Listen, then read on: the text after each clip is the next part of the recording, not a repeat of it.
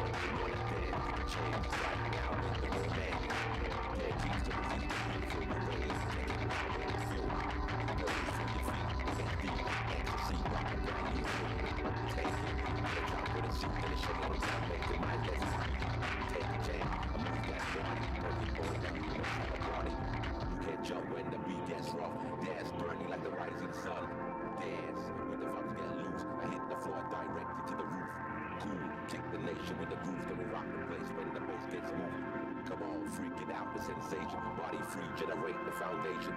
Yeah, a magical mystery thing. Check it out, yeah, the hit house sing. Time, the new astrology.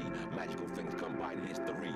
Flow from the head top case. Education while we take grace. This one, the house transmission. Everybody, write your decision. Listen up, sister. Pull up on the trigger. Dance with your body. Wiggle that finger.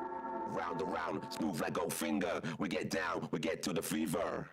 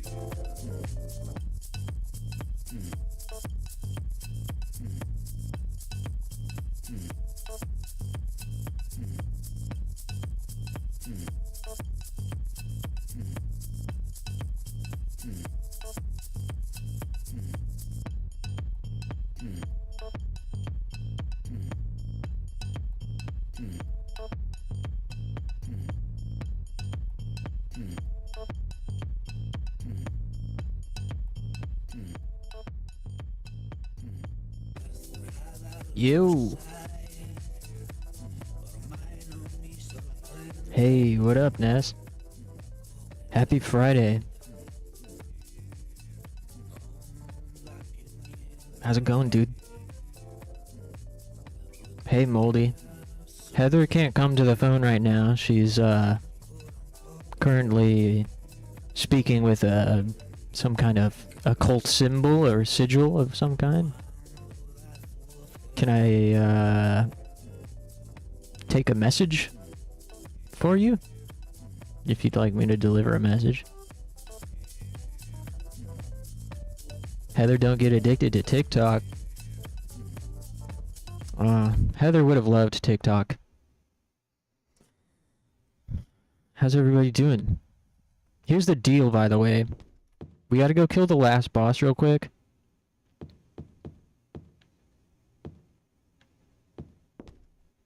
But it's going to take, hopefully, a matter of seconds.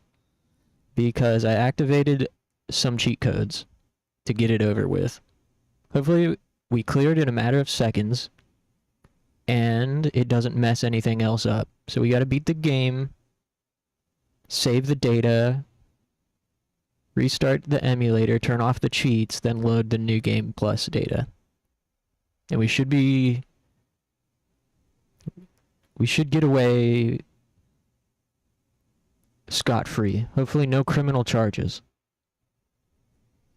We don't want Heather to get sent to juvie for using cheat codes.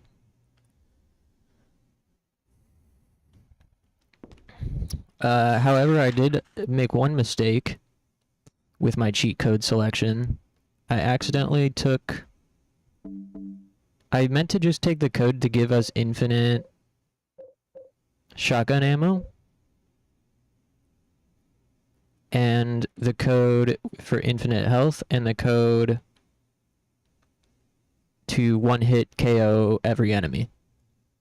But I accidentally also took codes that gave us 999 handgun bullets, 999 shotgun shells, 999 health drinks, and 999 first aid kits, which I guess is fine.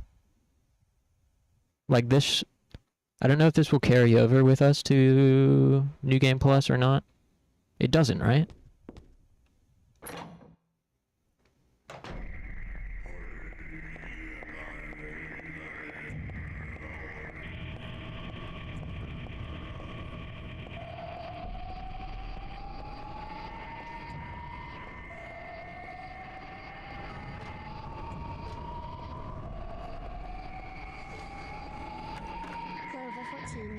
Just redeemed hydrate.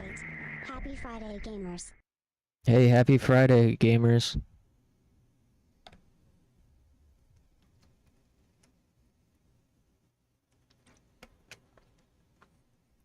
What do you do for this part again? I remember it took me a bunch of tries to figure this out the first time. You have to, like, show her something?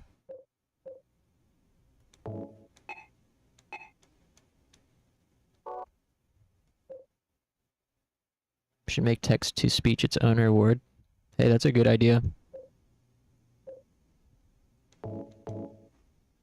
That's actually a great idea.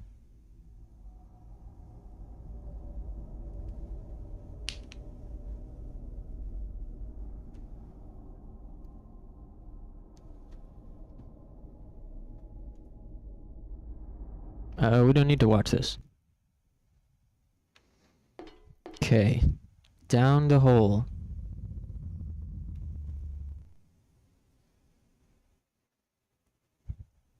Alright, let's see if this works. I'm using cheats to get this boss over with in one shot. And it's also not going to attack us. Because one of the cheats I activated was enemies don't attack. Ooh!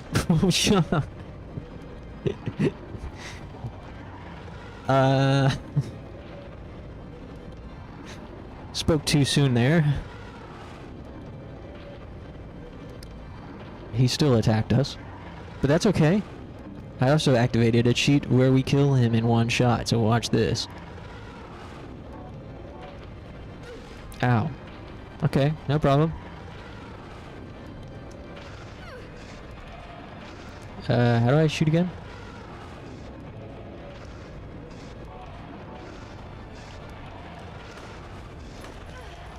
Okay, the one-shot KO cheat.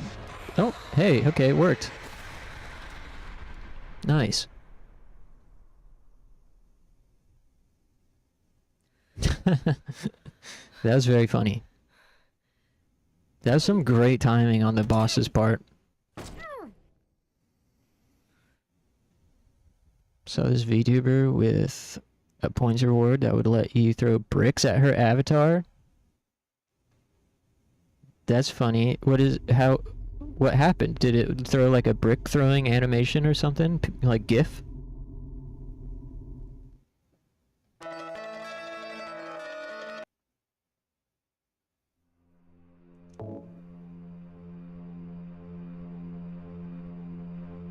A PNG?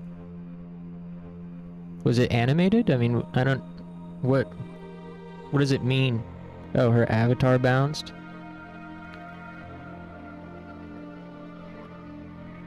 I wonder...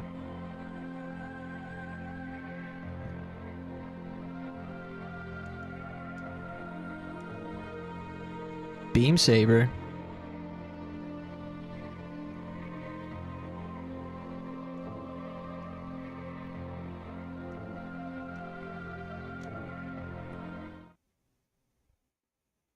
Did I have...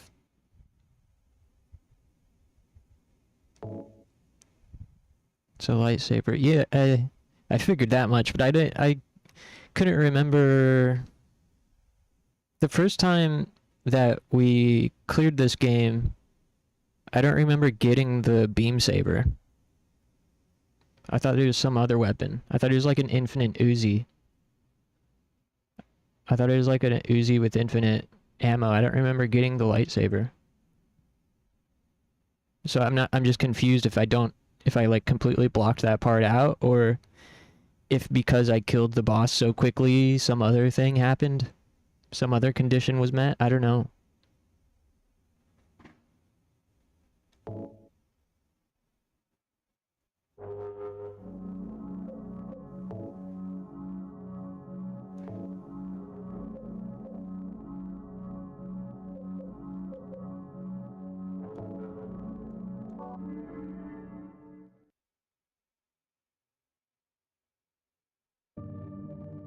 Okay.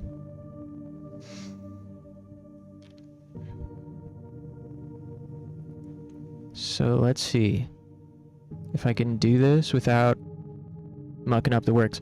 The reason I had to beat it again just now is because, you know, we already had clear save data, and I'd started the new game plus after, like, immediately after beating it to test out the infinite ammo Uzi. And then, like a month ago, I decided to play, you know, start the real New Game Plus. So I started New Game Plus right after beating it, but didn't save. And about a month ago, we decided to do real New Game Plus, but the extra New Game option wasn't there, despite having the save data for the results screen. Which apparently is like some kind of glitch. People losing their New Game Plus option for no reason. Like, even before emulation. So that's why tonight I decided to just turn on some cheat codes to get the final boss over with real quick. Hopefully there won't be any other bugs. I'm kind of afraid to turn off the emulator now to turn off the cheats.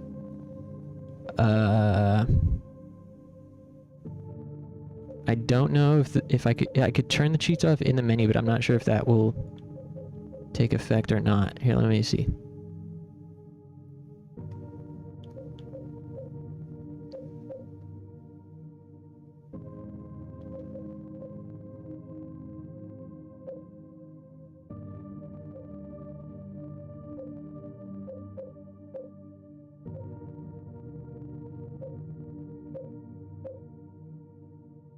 No cheats or patches are enabled. Okay. Hopefully it stays that way.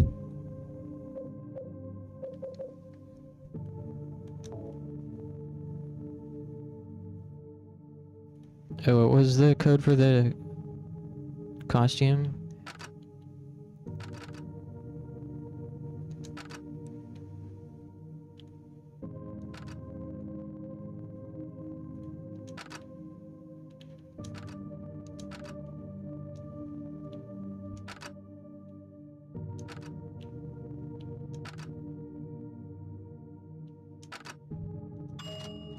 Heather shirt.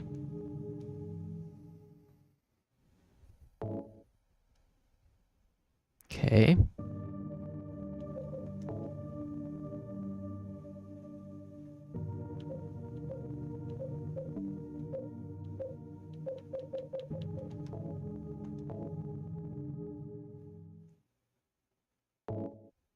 Okay, let's try this out. Extra new game. I wonder if it's like Silent Hill 2 where you have to beat it on each difficulty to get whatever. I think last time we did riddle level hard, so let's try riddle level normal.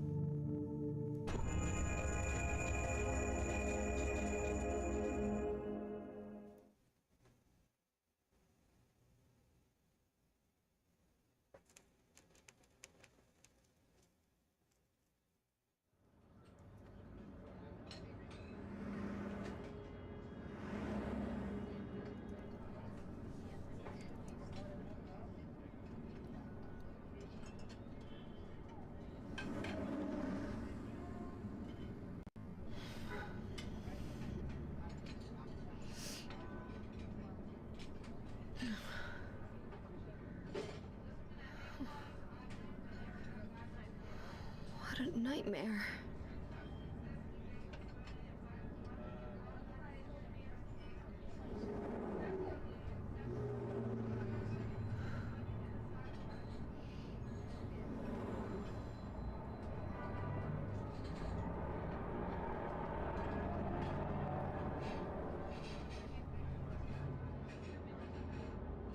Wow, this one only has 3 endings.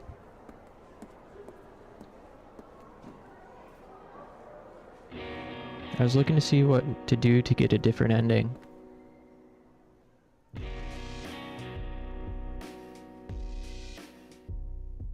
Whoa, weird graphic. Hold on. Dad, it's me. Yeah. Let me fix that. Sorry I didn't call sooner. Yeah, I guess. Did you find the MGS Easter egg? Anyway, I'm coming I don't remember. Oh, I didn't get that thing you asked me to. Okay. Sounds Okay, I will. vaguely familiar. I love you too, Dad.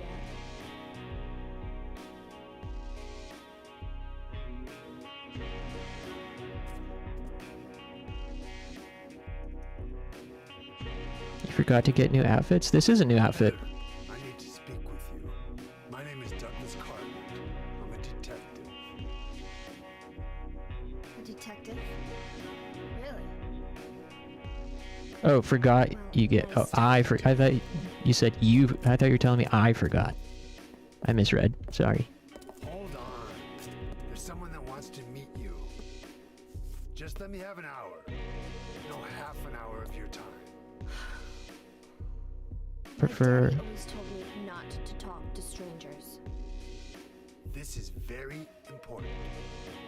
It's about your birth. I'm not interested.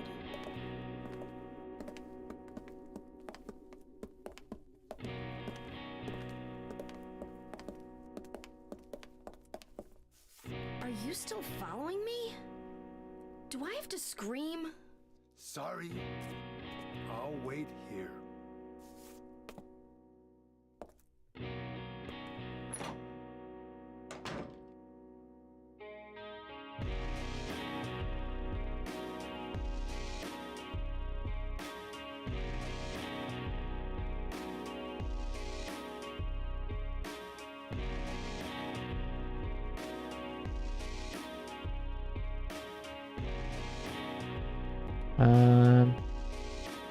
What's the Easter egg, Ness? I'm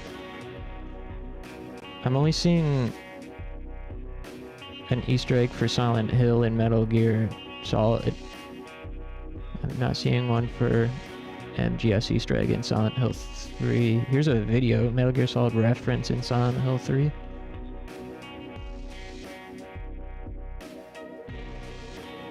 Weird, it's only coming up with a video.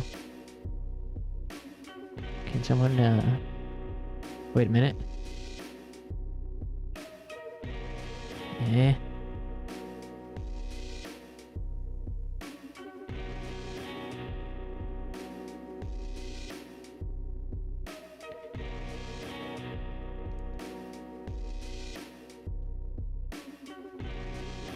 MGS's Metal Gear Solid? Oh? Oh, you don't say.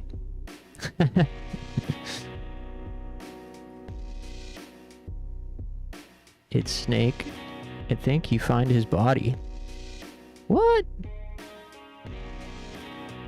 Dude, the silencer... I felt like I was being trolled by the developers when they gave us the silencer in this game. But it would make sense if they give it to you basically as a troll. Like, if its sole purpose was to be a nod to Metal Gear Solid, like, if that was something I missed and you find it next to Snake hiding in the wall and I just missed the Snake part, that would make so much more sense. Because the silencer in this game is completely useless. But if it's just like for the bit, that I can appreciate that. How many outfits do they have? I don't know. It seems like you can just enter codes if you know them after you beat the game. And I would have. I like kind of was tempted to Google and see what other codes for what other outfits, but I figured to play it fair and square. Prefer Harry from Silent Hill 1 or from Shattered Memories? Silent Hill 1. Shattered Memories, Harry's too much of a dork. Hey, what's up, A2?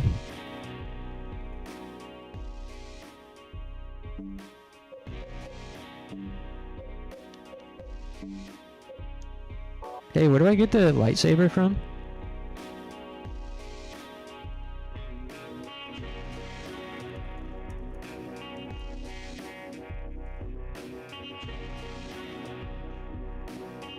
It's in the on a door as the doorknob in the Central Square Shopping Center, specifically 2nd floor North Corridor. It becomes available after beating the game at least once and prioritizing melee attacks over firearms. Oh, see? Wow. Okay. I was right. We didn't get it when I beat the game the first time. And it's crazy what like, the threshold was literally all the ammo I used to kill the final boss. I think that's what it is. So because just a second ago I killed the boss with one bullet, thanks to the cheat codes, that allowed me to unlock the lightsaber. Whereas when I beat the boss on that same save data, the first time I beat that boss using the save data that I just used just now, I expended a ton of ammo to kill it. Does that make sense? I think that's what happened. And so what about does that mean I don't get the infinite submachine gun?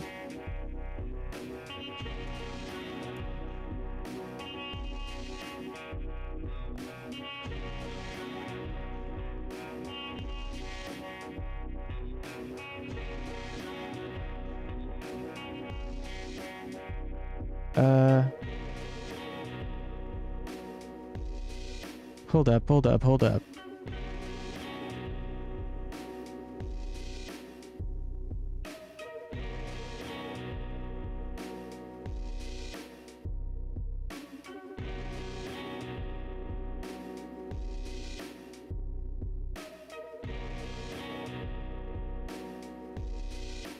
I'm reading here that to get the unlimited submachine gun, you have to kill the last boss with a melee weapon. So the final hit has to be a melee weapon. Oh, so the first time I killed that last boss, I killed it with a melee weapon unintentionally because I ran out of ammo. It's all making sense now. But I'm also annoyed now. Because now we have to go kill that boss again. Ugh. Dude. I need both. Don't I? I mean...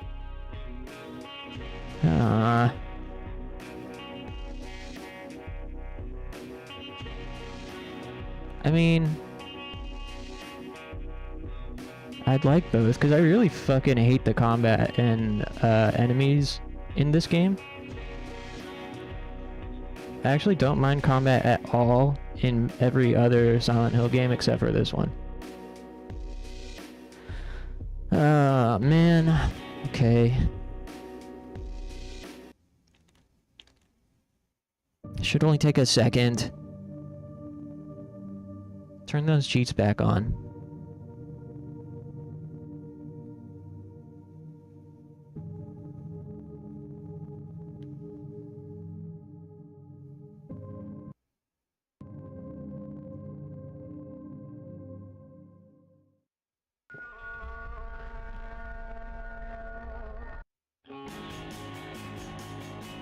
Okay. Load.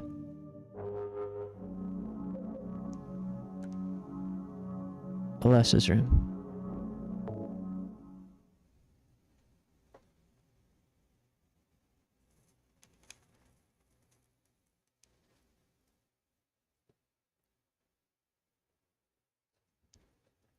You have to break the wall to see Snake's body? Creepy. Let's make sure we do that this go around.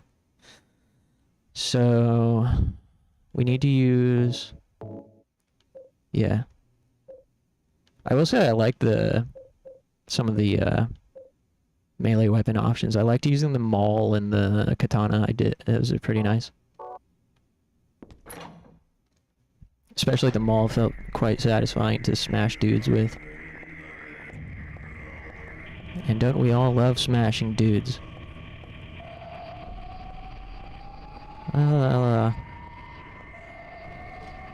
Heather is just addicted to killing God.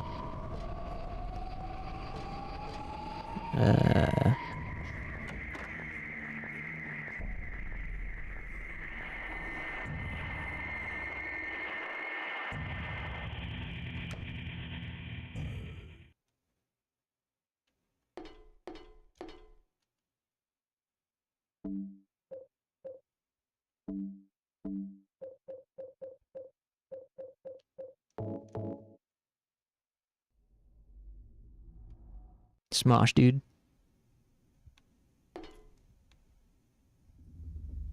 I remember when Smosh first came out. I used to watch their Pokemon parody when I was in like middle school.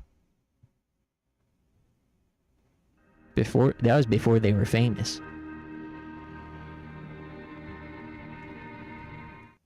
Jin just had a viral video. Alright, you son of a stinky biscuit. Get down here.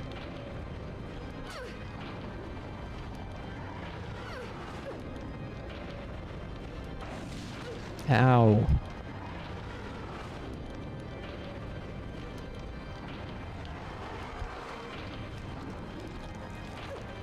Nice.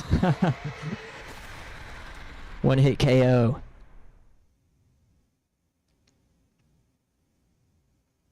I mean, while we're at it, should we look into the other outfits as well, or do we want to go with the Heather t-shirt?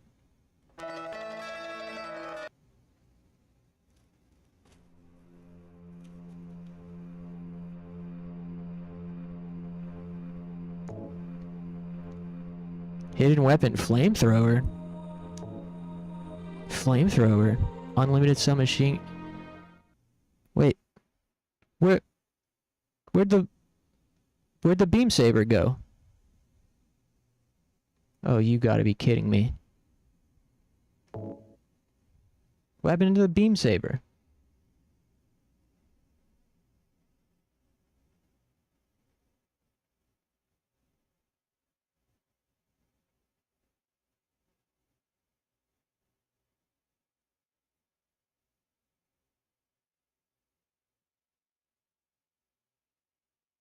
Wait, hold up. This thing I'm seeing here, after receiving the beam saber, the flamethrower will automatically be unlocked after beating the game a second time.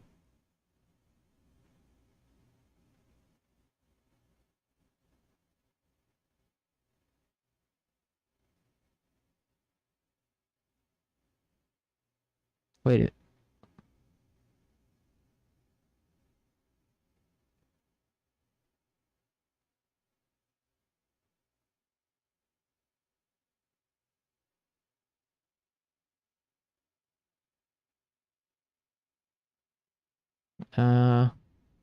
No. The flamethrower is the firearm counterpart of the beam saber. After unlocking the flamethrower, the beam saber will be unlocked automatically after completing the game. After completing the game at least once and killing more monsters using firearms, the flamethrower will be available. I'm so confused.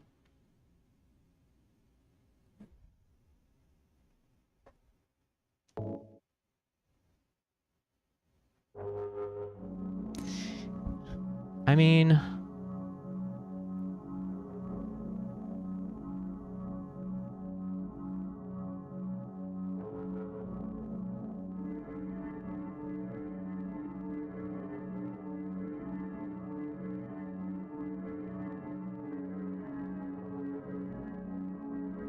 I'd kind of rather have the beam saber if I'm having to decide. If I'm having to choose one or the other, but I don't know if it's like... if it counted as a second clear.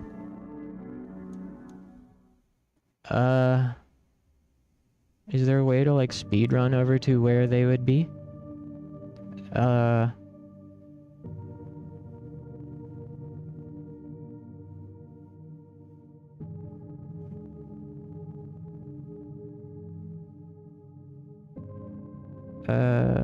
Central Square Shopping Center, second floor, North Quarter 8.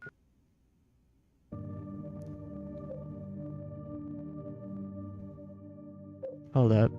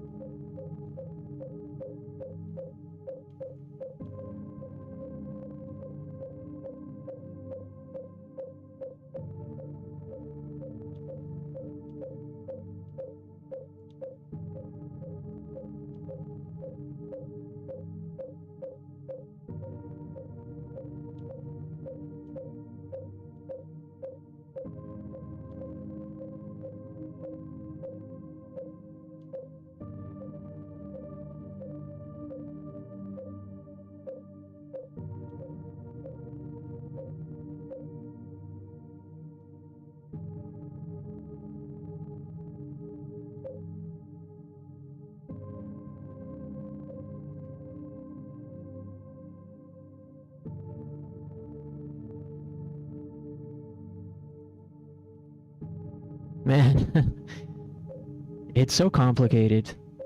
There's always something with Silent Hill 3.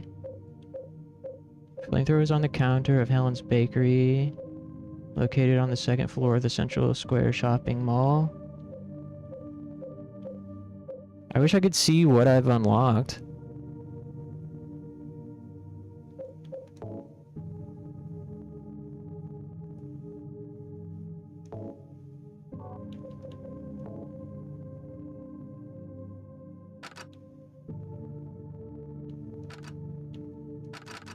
Because I think I would rather have the lightsaber than the flamethrower.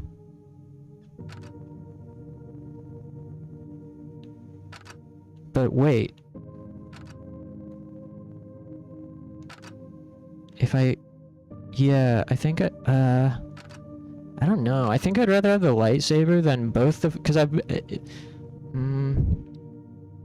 at the moment, it feels like I'm having to choose between either the flamethrower and submachine gun or the lightsaber. And I think I would rather have the lightsaber. I certainly don't care about the flamethrower, but submachine gun, infinite submachine gun would be nice. Okay, hold on. Also, do you select costumes in the game?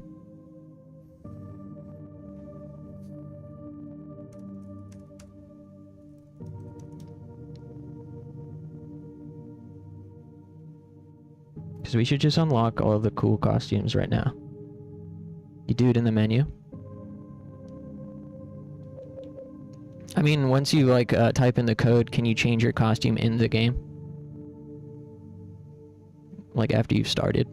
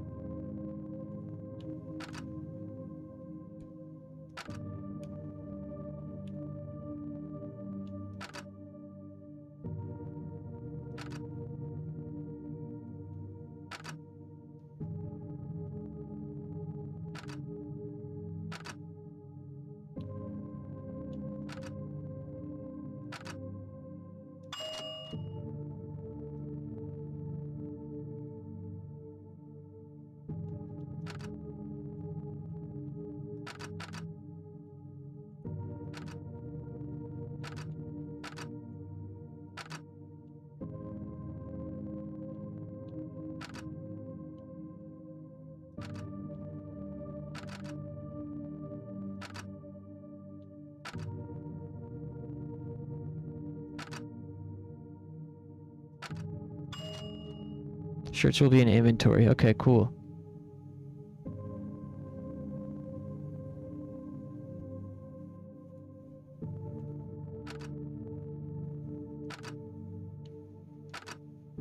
There's like a lot of shirts.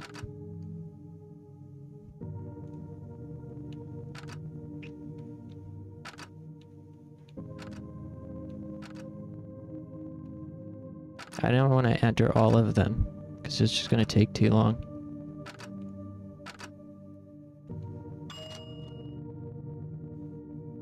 Princess heart.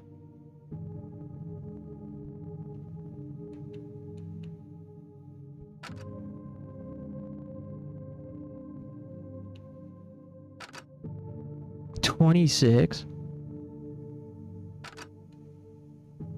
There's also a cheat code to just unlock them all, which is sounding pretty nice right now, but I think that would require additional work.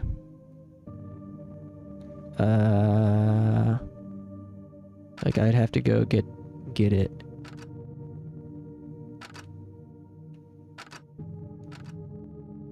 Princess heart.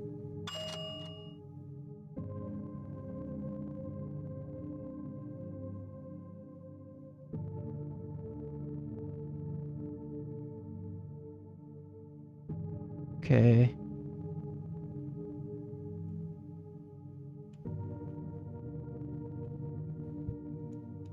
Okay, a few more. Shut your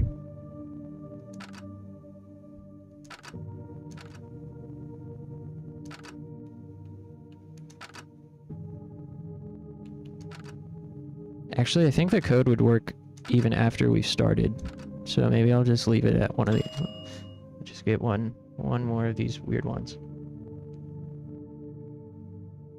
Suspense, that's easy. Suspense.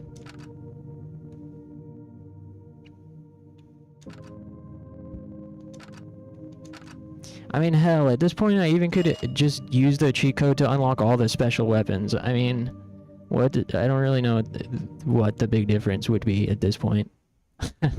You know what I mean? Like, because I'm initially thinking here, okay, we're going to start and try to speed our way to where the lightsaber would be, and if it's not there, then we're going to have to fucking do it again. But why don't I just, like, use a Game Shark? Why don't I just use the Game Shark thing? It just feels like a slippery slope, I guess. Princess outfit, Princess heart outfit, you get a sexy beam.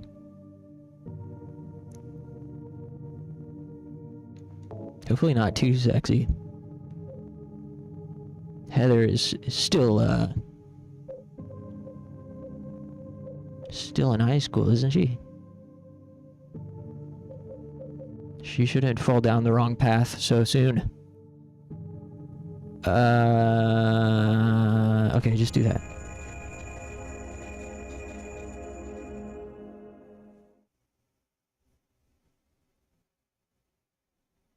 Yeah, it's really confusing why the flamethrower unlocked just then. Considering how we unlocked the lightsaber by killing the boss with a bullet. I don't know. Maybe I've had the wrong information online or something. But I also don't think I got the flamethrower the first time either. Nightmare. Really confusing.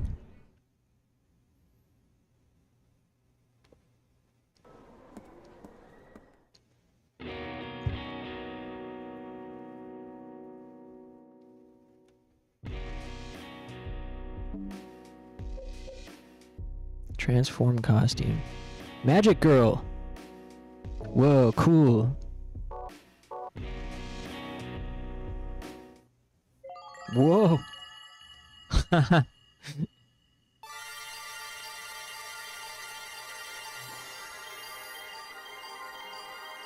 Cool. I had no idea about this.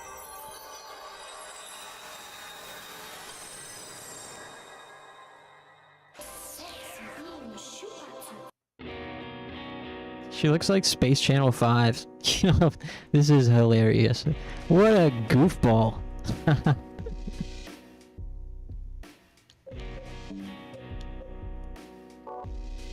Alright,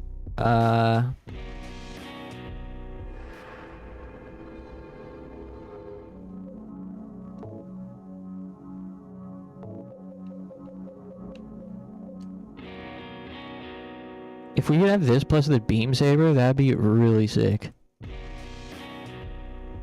I know that the submachine gun is out here. Pretty sure it's here by the van.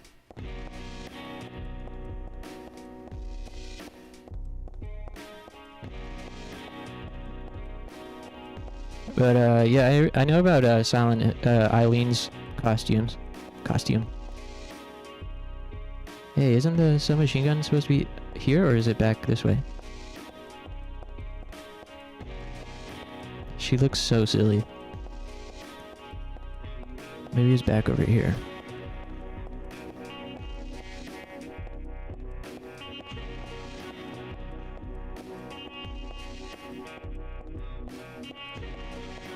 Yeah, here it is.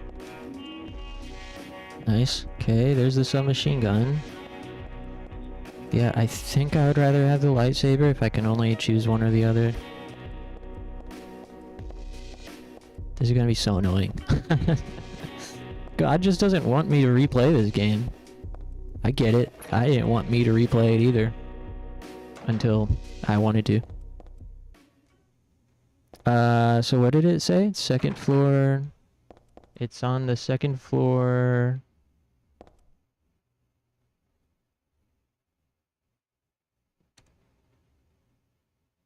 Second floor, disguised as a doorknob. At the end of the hallway where enemies are first encountered, just past the bookstore key room. I have no idea where that is. Or when that is.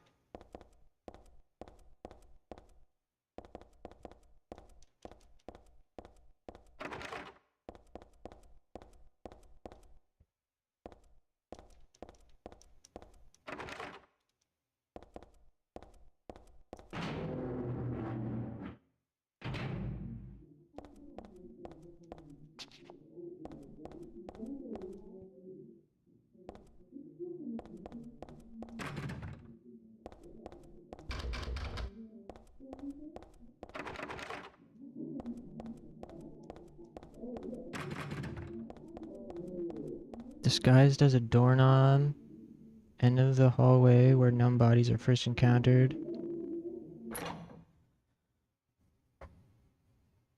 Looks like it's... Oh, I see. It is in the back hallway.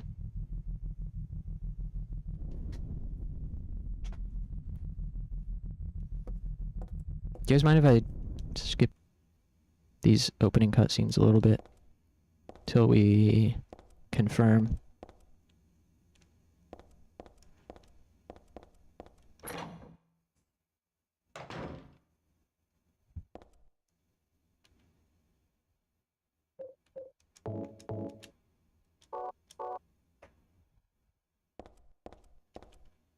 Can't see nothing. Oh.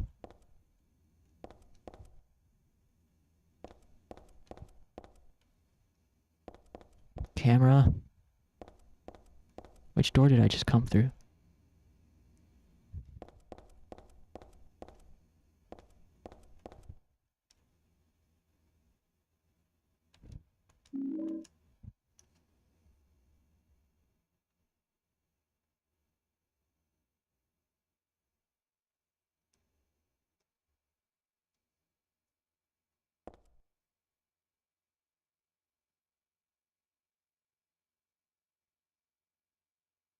Okay, I think we're on the first floor.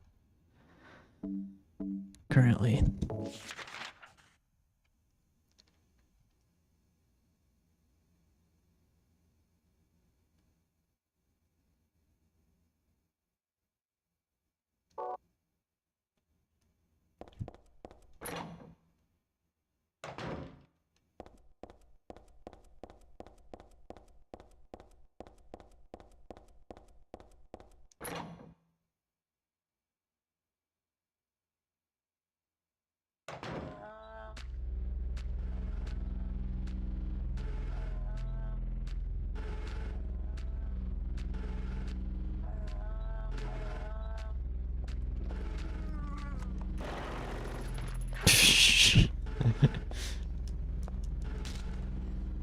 Okay, maybe a bit unlimited.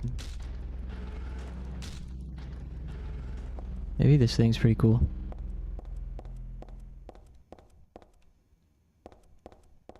Should be back here if it's here. We're not beer behavior. Fuck yeah, dude. Hell yes. Oh, thank God. Whew. We got it.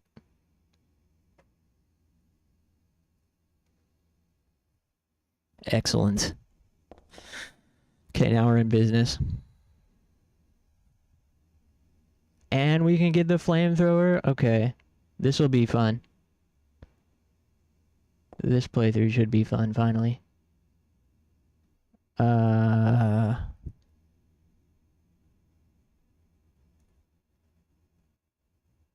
Okay.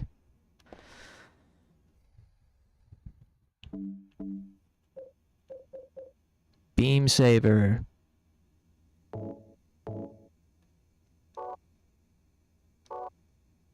Doesn't it require ammo? Whoa, yeah.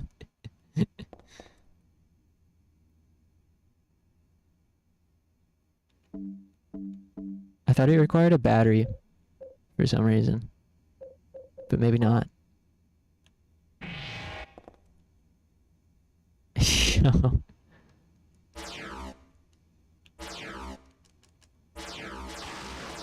Yo, cool.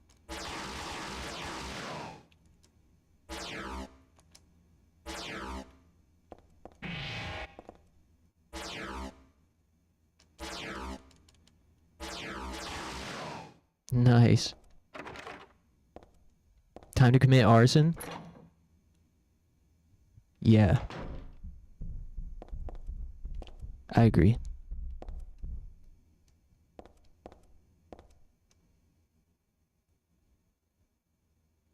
Key.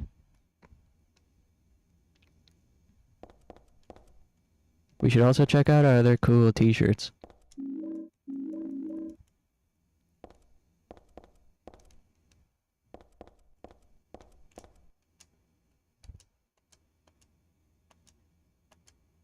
Alter, what am I thinking?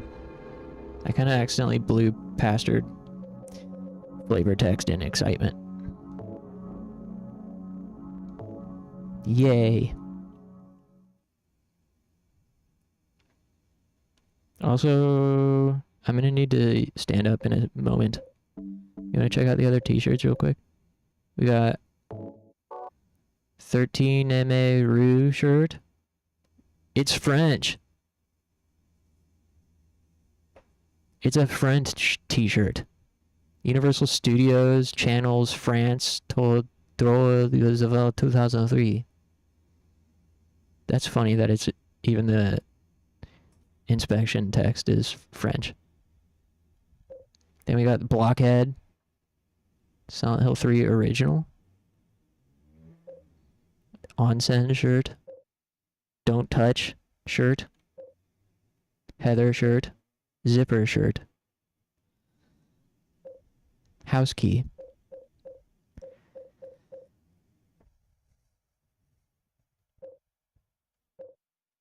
Neat.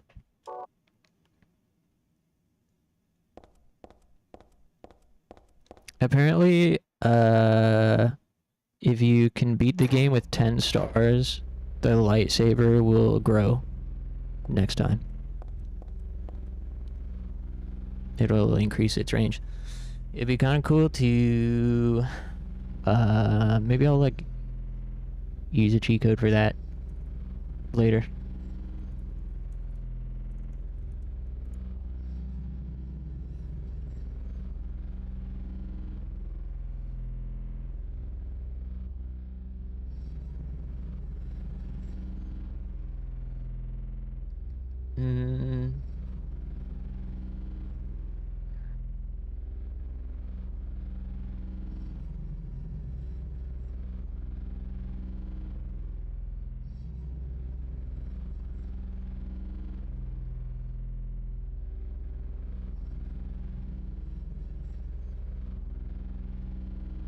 Whoa, gold and silver pipes.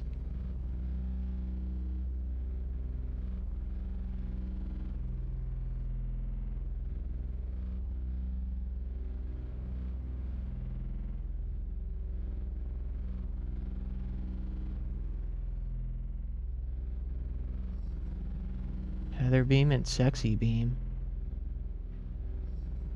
Heather Beam is unlocked after killing 333 total enemies and will be available on your next extra new game playthrough. That includes kills spread over however many playthroughs it takes. Heather Beam cannot be in your inventory, cannot be seen, and rather is a type of mind control weapon that shoots beams at enemies through Heather's eyes.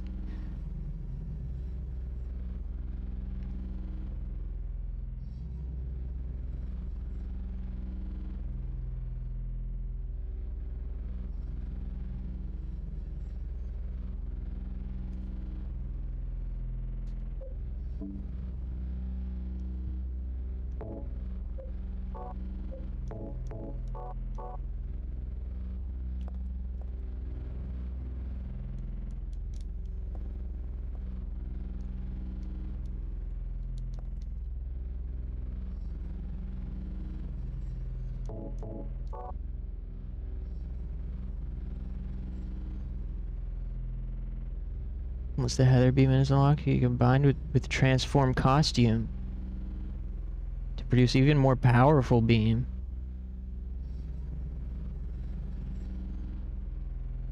Cool.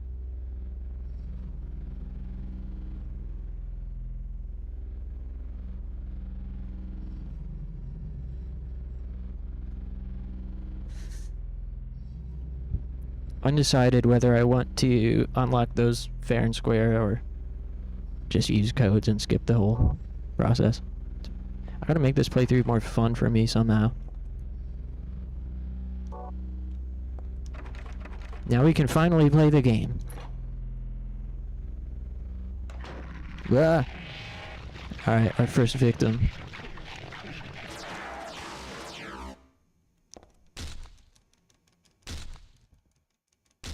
Cool.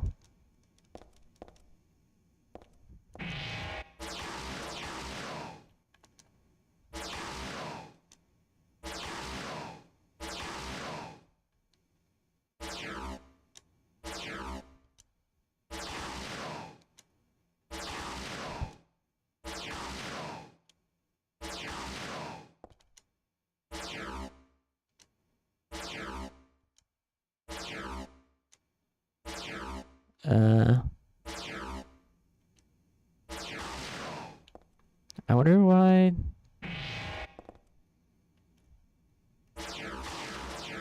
Whoa.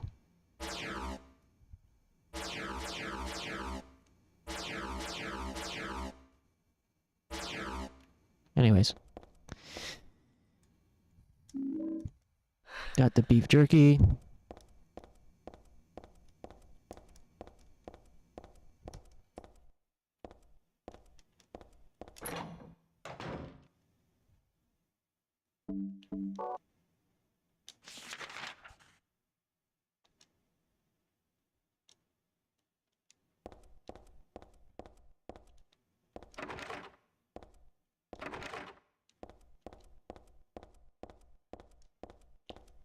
Oops, wrong button.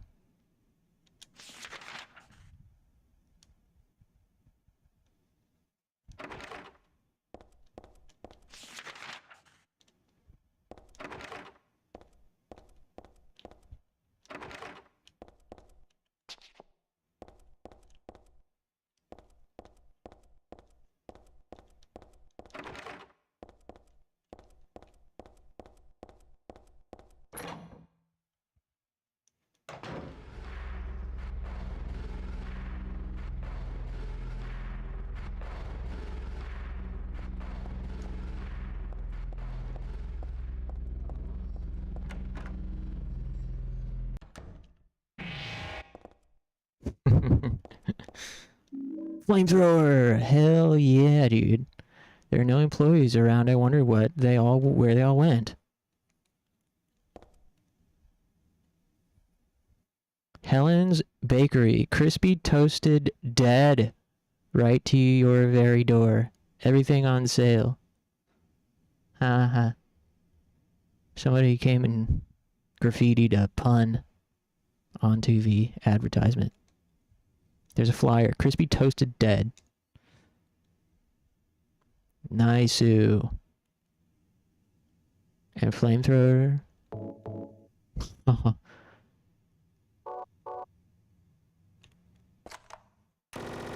that's... Oops, wrong one. This thing will roast the bad guys, and I don't have to worry about fuel either. Yo. Dude. Damn. This playthrough's about to be awesome. They got bread. Tongs. That's what we need to get the key out of the box.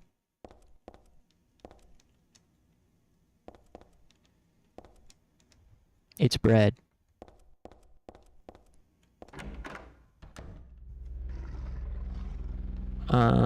I really need to stand up though.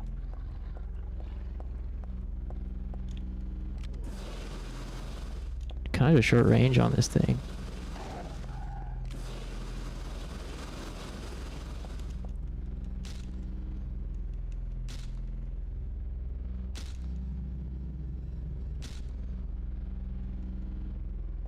Oh, I forgot to turn off some... Oh, crud.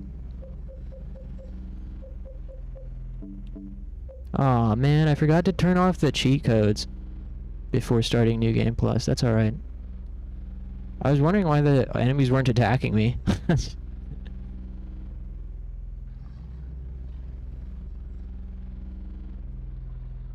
Should be alright. Nice outfit, thanks. But yeah, now we have 999 health rings and handgun bullets, which I don't love, but it's fine.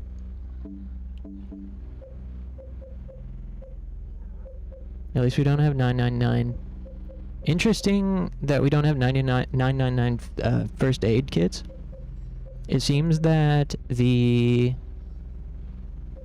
max inventory only applies after you've picked up the item. Which makes sense, because there was also a code for it called have X item, like item name. Have first aid kit. So I imagine if you were to apply that one and then max, you would start the game with 999 in the inventory. A gamer cheating? Yeah. Well, I used cheats to get that final boss done with, since my save was corrupted.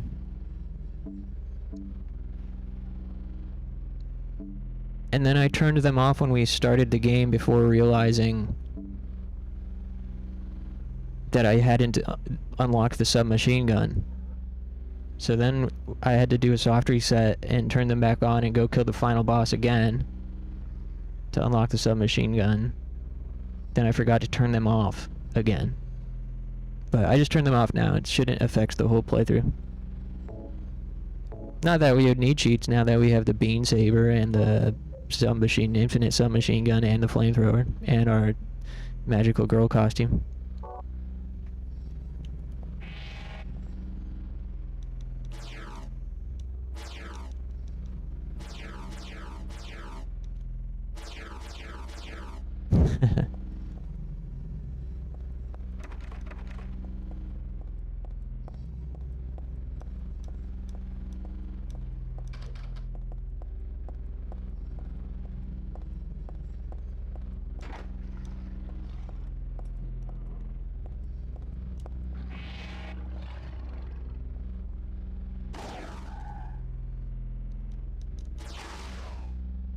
Although it does seem like the codes for enemies to not attack, and die in one hit is still affecting the game. So it does seem like it perhaps needs to be, the emulator needs to be reset. I'm assuming it won't affect the entire playthrough, because once you turn it off, it's like, you might as well, I mean, it's like taking out the Game Shark, essentially. So I don't want the enemies to not attack us. That makes using our badass weapons not very fun. I like special alien girl's Japanese costume. Did you watch the were you here for the cutscene of her transformation into this costume? I wonder if it'll play it again.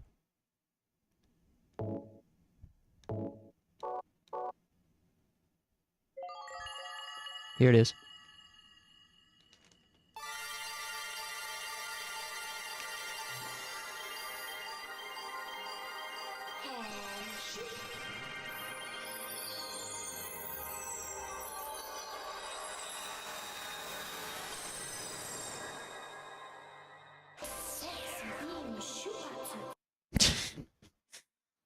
Ta-da! Pretty cool, huh? Hey, where's that save point? I need to make a save file and reset the emulator so that hopefully the cheat codes will be turned off. And to be honest with you, I'm kind of having trouble focusing at this point. I feel like I took so much brain power just to get set up and make everything work. And make sure that we could get all of these New Game Plus items and stuff. Save complete. Okay.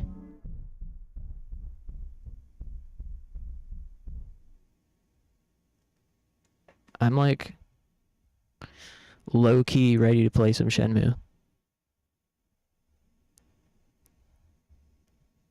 No matter what, I have to restart the emulator and also take a stretch.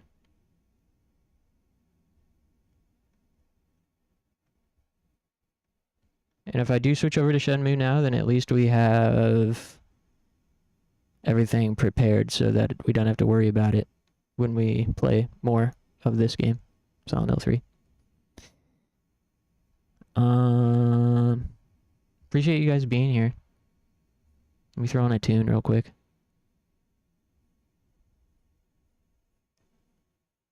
Happy Friday.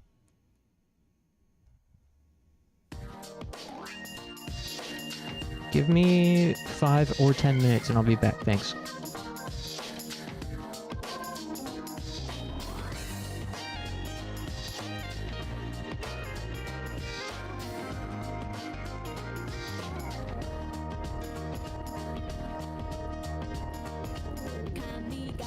もファッションもそれなりに決めて女の子してる私変わりたい変われたらこの胸の奥で何かが騒いでる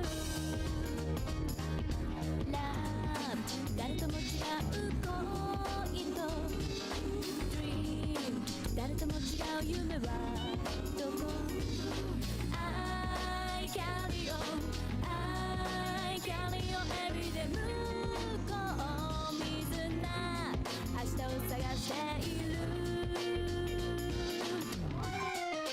この心を裸にして欲しいもの見つけ出したら恐れないわ新しい世界に踏み出してくこの心に嵐が来て走り出す私が見えるこの世界でただ一人の自分になるために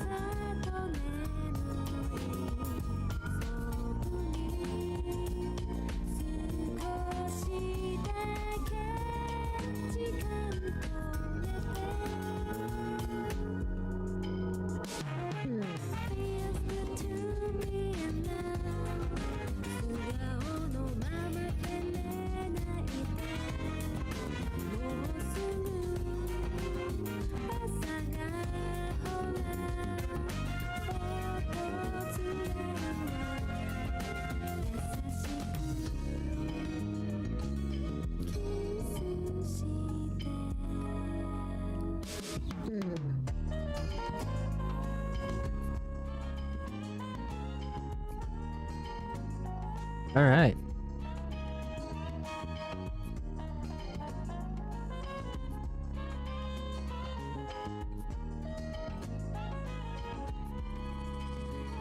And we're back.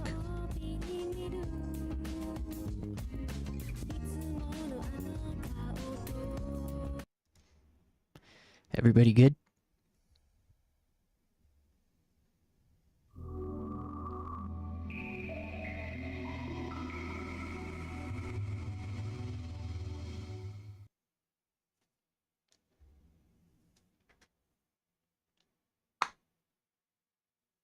Still trying to catch my second wind here. I didn't get a lot of sleep last night. Or the night before.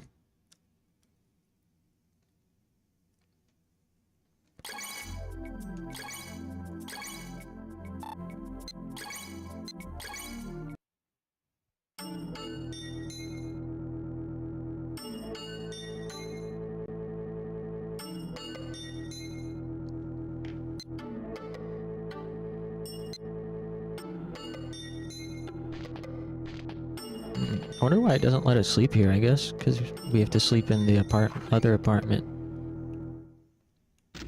I don't remember where that place is.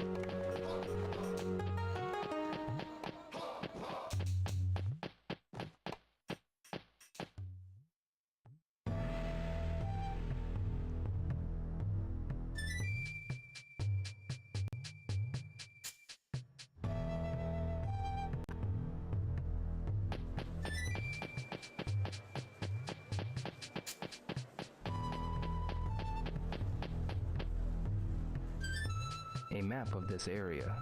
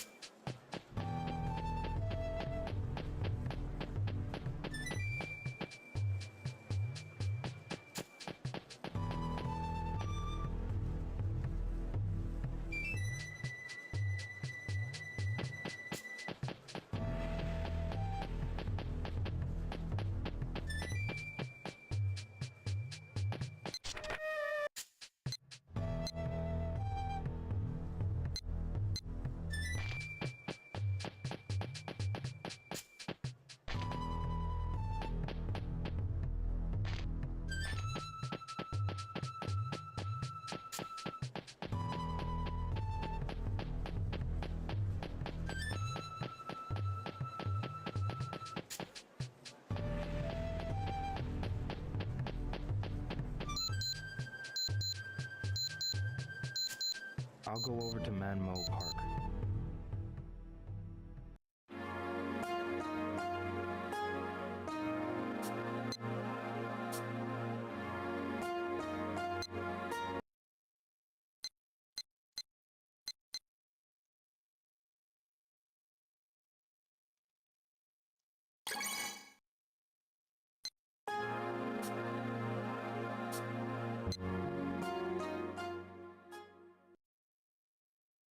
Shuing, I'm going to sleep.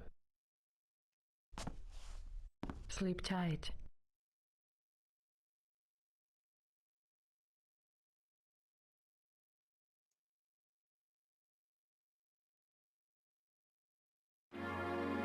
Good morning. Did you sleep well? Yeah.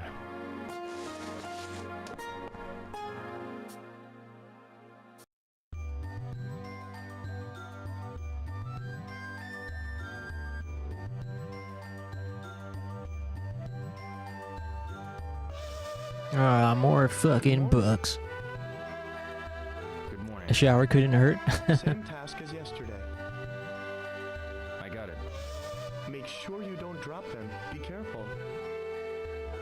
All right. The gun protects him from sailors. Yeah, maybe he knows something we don't. We don't do showers, we do books. Yeah, everyone knows book heads are notoriously stinky.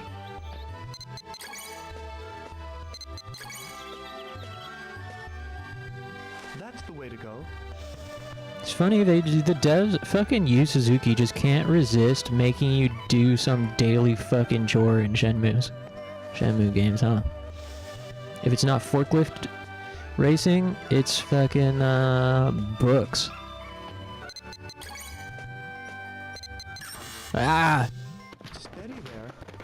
It's funny because I was so relieved, like, oh, thank God no forklift or like daily job. You know, when he got the immigrant job of having to move crates by hand at the very beginning, Bring the next pile. I was so relieved that it wasn't a daily occurrence. But I guess I should never let my guard down with these games.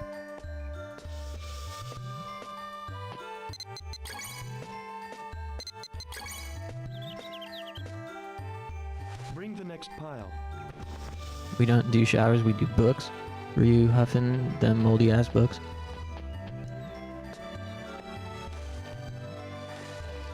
This game is very immersive. I think it's just not for you. Ah! Be careful, the books here are precious. Yeah, having a job is like very immersive. I think jobs just aren't for you. Well, good. They aren't.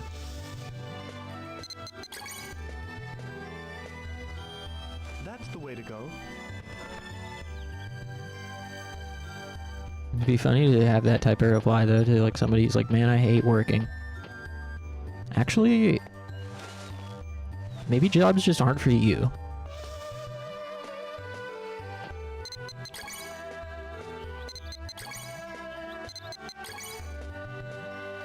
I do kind of hate that though. Bring the piles out. When someone will go online and critique one aspect of a game or ask if there's any way to skip a certain annoying part of a game.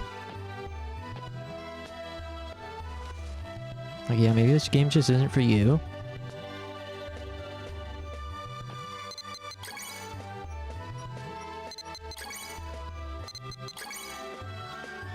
The worst was when I was seeing people someone on Reddit, I think, was like complaining that you can't skip the cutscenes in Ghost of Tsushima, which, by the way, you have to unlock the ability to skip cutscenes in that game by beating the game. Then the devs allow you to skip the cutscenes. It's fucking insulting to me. But yeah, people were asking, somebody was asking, and he got grilled. He got flamed for it. People were like, why are you playing a narrative game if you don't even want to watch the cutscenes? Man, fuck off. It's a samurai game, for fuck's sake, dude. I want to... Forgive me if I want to press buttons in a samurai game.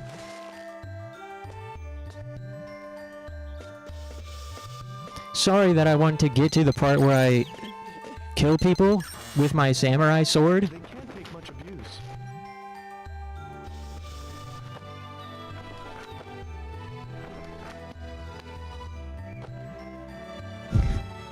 I feel like the good rebuttal is like, yeah, well, if you want to watch a movie, then go watch a movie. Why are you playing a video game? Please. You know? If you want to watch cutscenes so bad, why don't you just go watch a movie? There's a million samurai movies.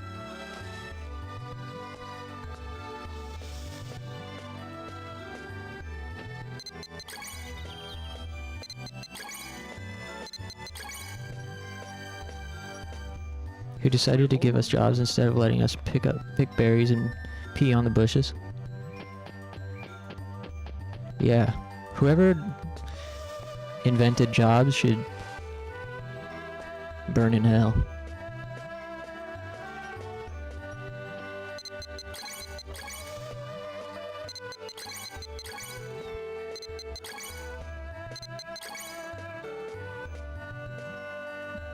Just a few left.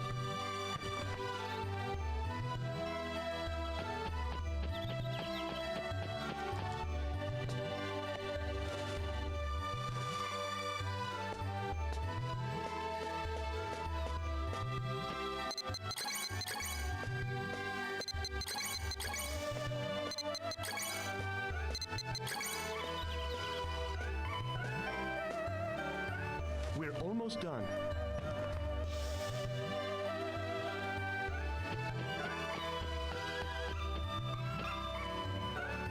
Finally got my unemployment claim accepted, so now I have to apply 2 places.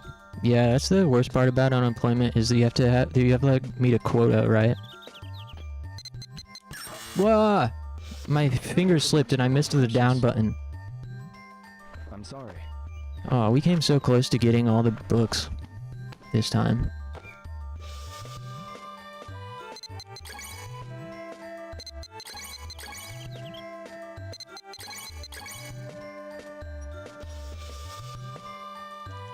A few more. Keep it up. We were 2 stacks short.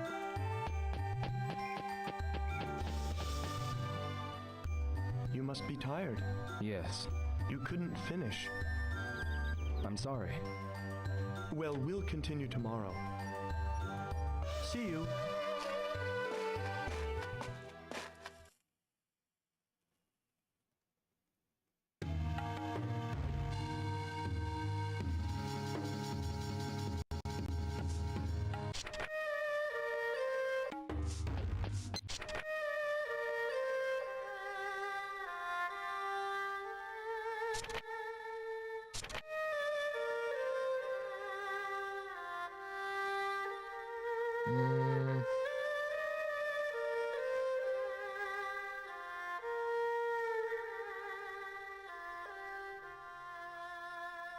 Oh yeah, we tried to go to the diner before, but it was closed because it was after 8.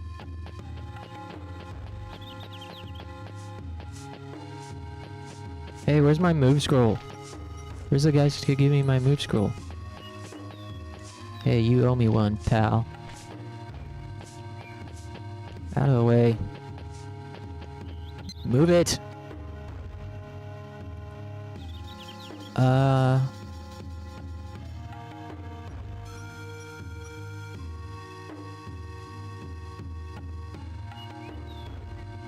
We need to go to Lucky Charm Quarter. I don't remember where that is. Okay, down to the right. Finally got a response from a place I was looking to lease for a store, and they want 10K a month. Fuck.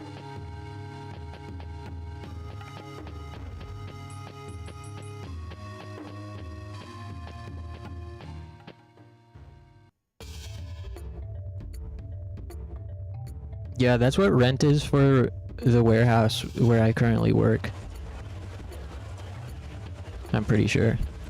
I'm pretty sure that's like close to what the rent is. Though I think the warehouse that I work is a little bit more. By a few grand, perhaps. But still. And I work for a company that, you know, that generates a lot of money. So, I work for a company that generates a lot of money, and the warehouse is in a very expensive city.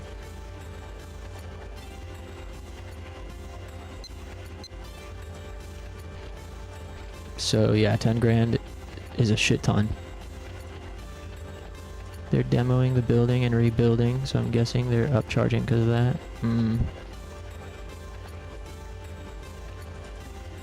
This is why we can't have nice things.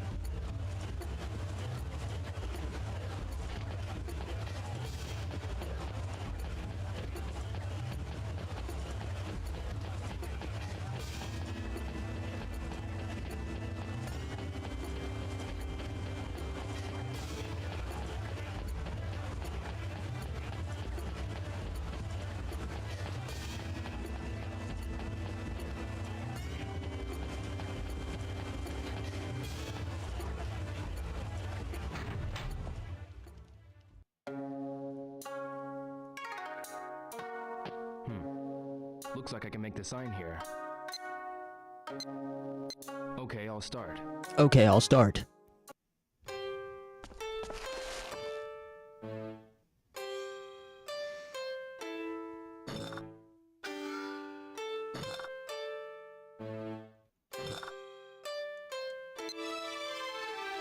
Wrong.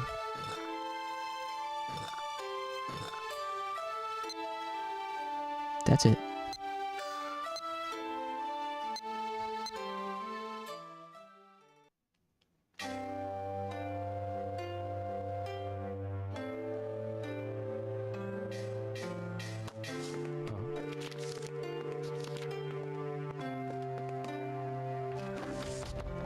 Wait!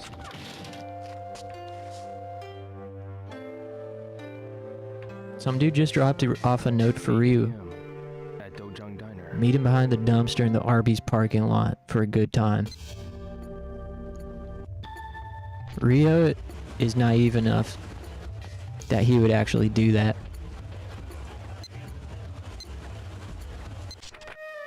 Alright, now we gotta kill time till 8 p.m.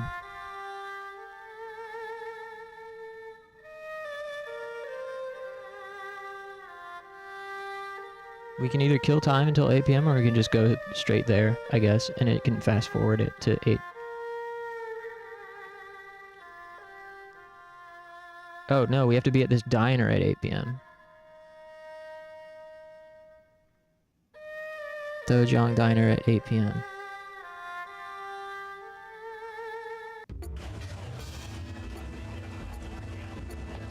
Could that guy write the note any larger? Yeah. Not the most discreet individual. Excuse me. Hello, come right in. It's the highest quality tea. No. No.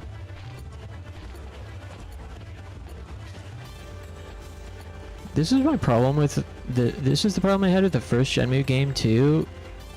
The first Shenmue game as well, where A map of this after you've kind of explored this stuff, you quickly run out of things to do with your spare time.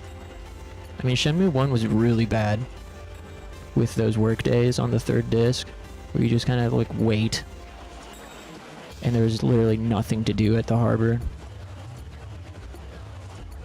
At least this one has a cool environment, but you know, all these shops you can go into, you can't do anything inside of them. There's nothing to purchase.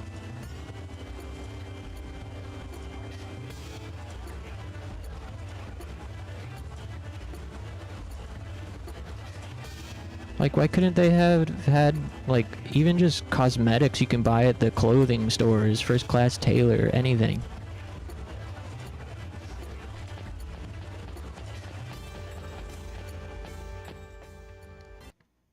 He would get in the van if it had free candy painted on it? Yeah. No. Wasn't there, like, side missions? There might be... What, did I mention side missions?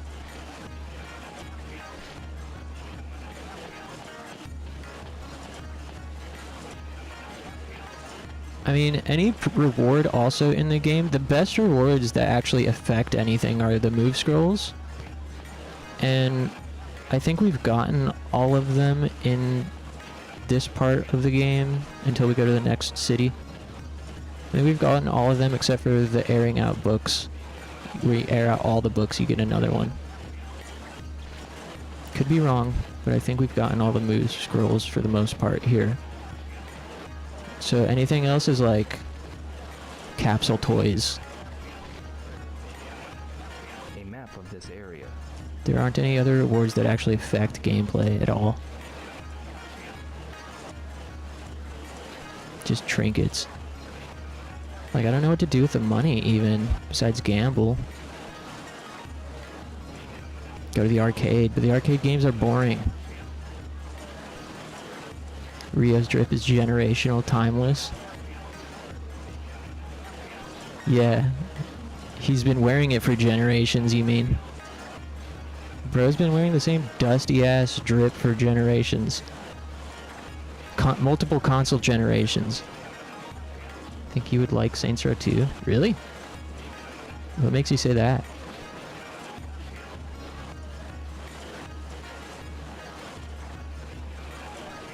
Ain't it just like a GTA clone? And it's also made by white people, right?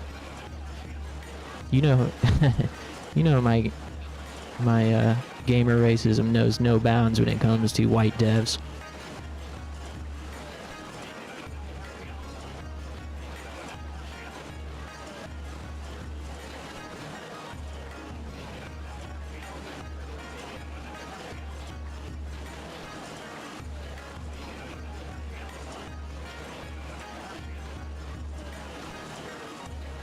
You buy so many things and customize your character.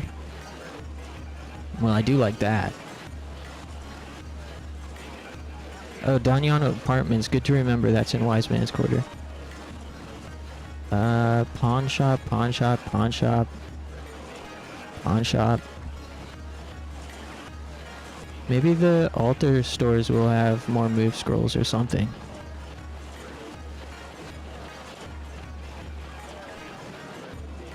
Huh? That's weird. That's the second time we've seen that little cutscene with the plane. What is that about?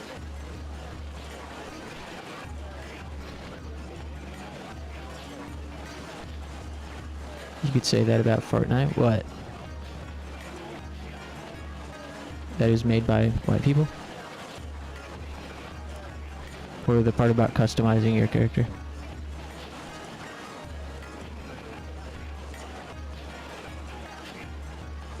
You don't like Western games?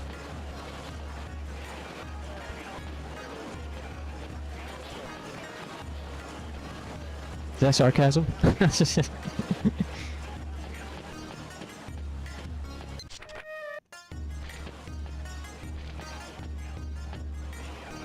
Excuse me. Welcome. Take your time. No, No.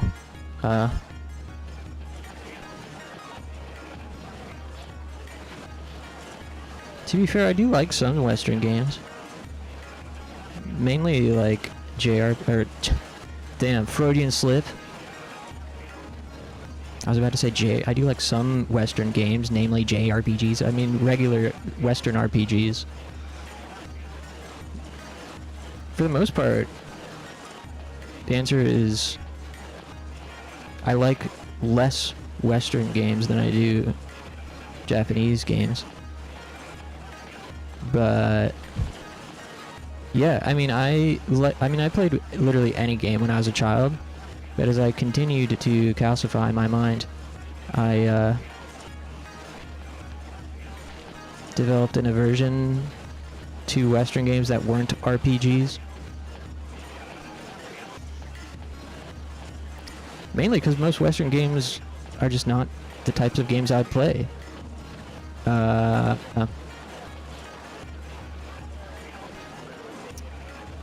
But yeah, it wasn't until a couple of years ago when I played for A 2017 that I entered my like big budget Western game phase, where I was like, whoa, I missed so much stuff, because there was like in ear one ear out the other for years when it came to Western games, especially like the big budget ones. Like I had heard people say, man, like everything's an open world RPG now. And I kind of knew that everything was like an Ubisoft clone. But I also like innately knew that they weren't for me. Until I played Prey 2017 and was like, wait a minute. First of all, this game rules. And then I also played Assassin's Creed Odyssey around that time. Like something in my mind just... I had Xbox Game Pass and I was like, oh, I'll try it. And I got hooked on both of those games and I was like, damn. I'm gonna play all of these open world RPG Western games that I missed. Turns out my intuition was mostly correct because I bounced off of all of them that I tried aside from those two. And of course, this excludes ones that I already like, such as Fallout 4, Skyrim, and some previous generation games like Dragon Age Origin I really liked back in the day. But yeah, I tried The Division 2, I tried Far Cry 3, I tried Ghost Recon Breakpoint, and I didn't really care for any of them. I also tried, what was that other game? That's like GTA, but you're a hacker. What's that game called again? Have you played any old CRPGs? Yes, but they're hard. I suck at them. I wish I liked them. Or I wish I could play them. I've tried quite a few. I like them in theory.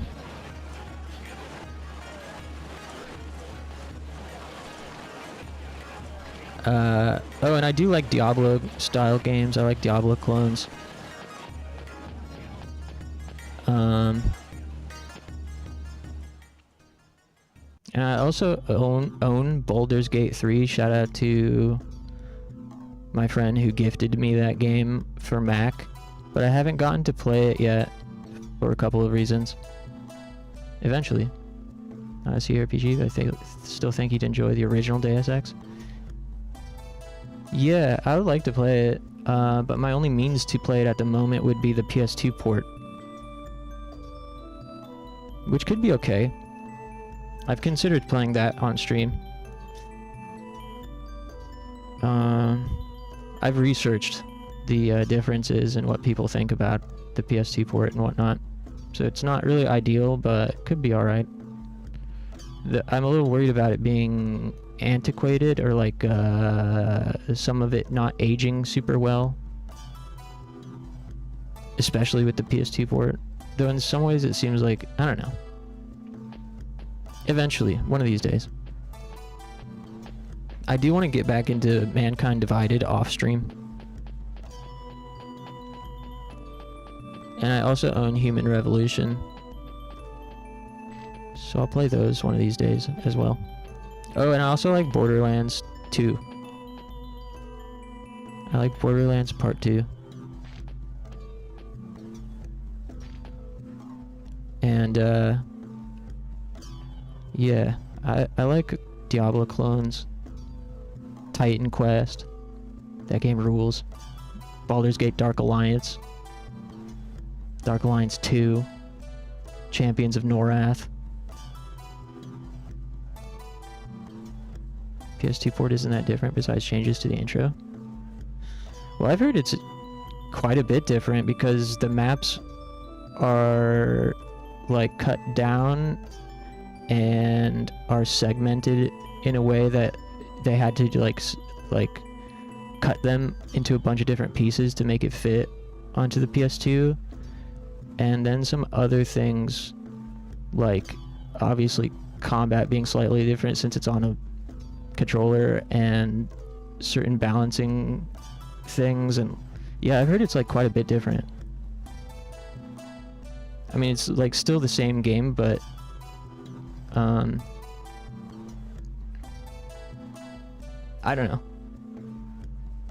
I've never played either, so I'm just going based on what people say online.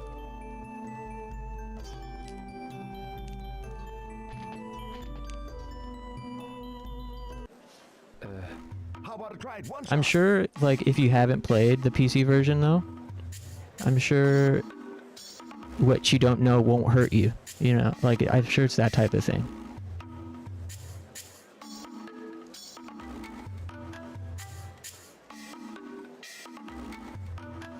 Like, if you've already played the PC version, I could see playing the PS2 port as feeling like a total downgrade. But if you haven't played the PC version like me, seems like a just fine experience.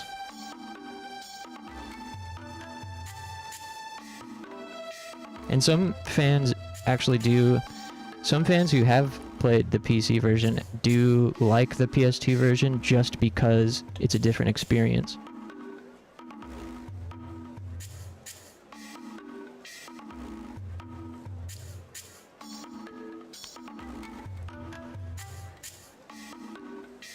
Just one of the bigger maps is split up.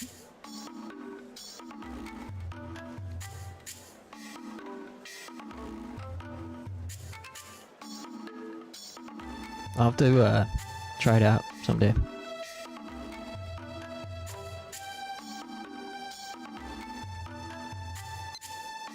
Let me try. Pick a stand. It's too bad that Mankind Divided wasn't really fit for stream.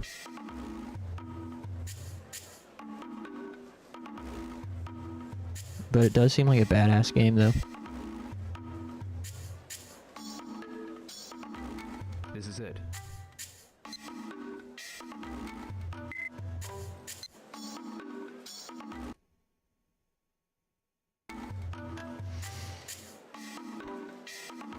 But,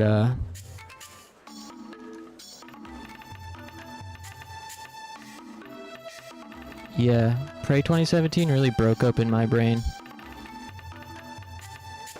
Prey 2017 and Assassin's Creed Odyssey. I kind of got lucky choosing those as my first return to like big budget Western games. You'll continue, right? Looks like your audience doesn't care for Eastern AAA games? What? What do you mean by that?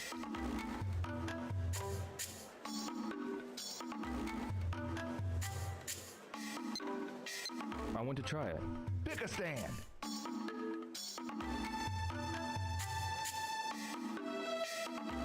This is it.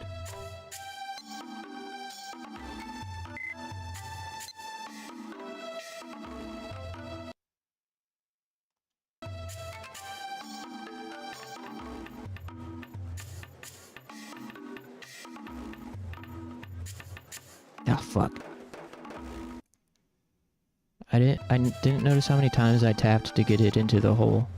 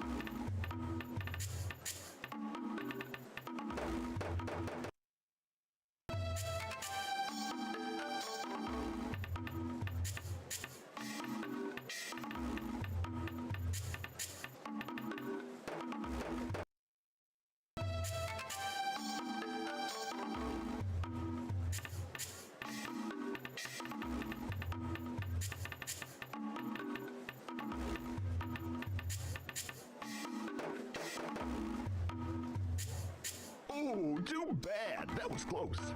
Like games that aren't We've only started. that You'll obscure. continue, right? Stuff like Mankind Divided or Become Human.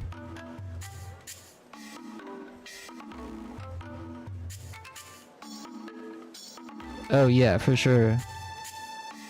Yeah.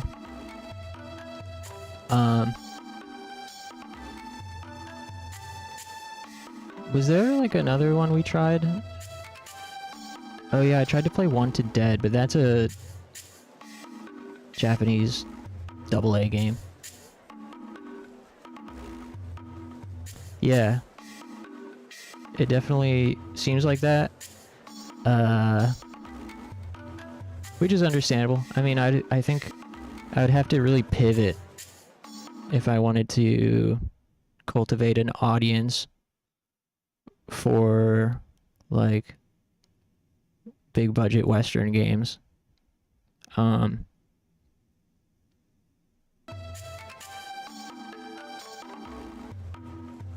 Yeah, when you said Eastern AAA games, I was like, yeah, I was confused because like, what do you mean? Oh, that's my like Final Fantasy. But I gotcha. Yeah, gotcha. Yeah, it does seem like that though, and it makes sense because I started off playing obscure games in general, like niche games, like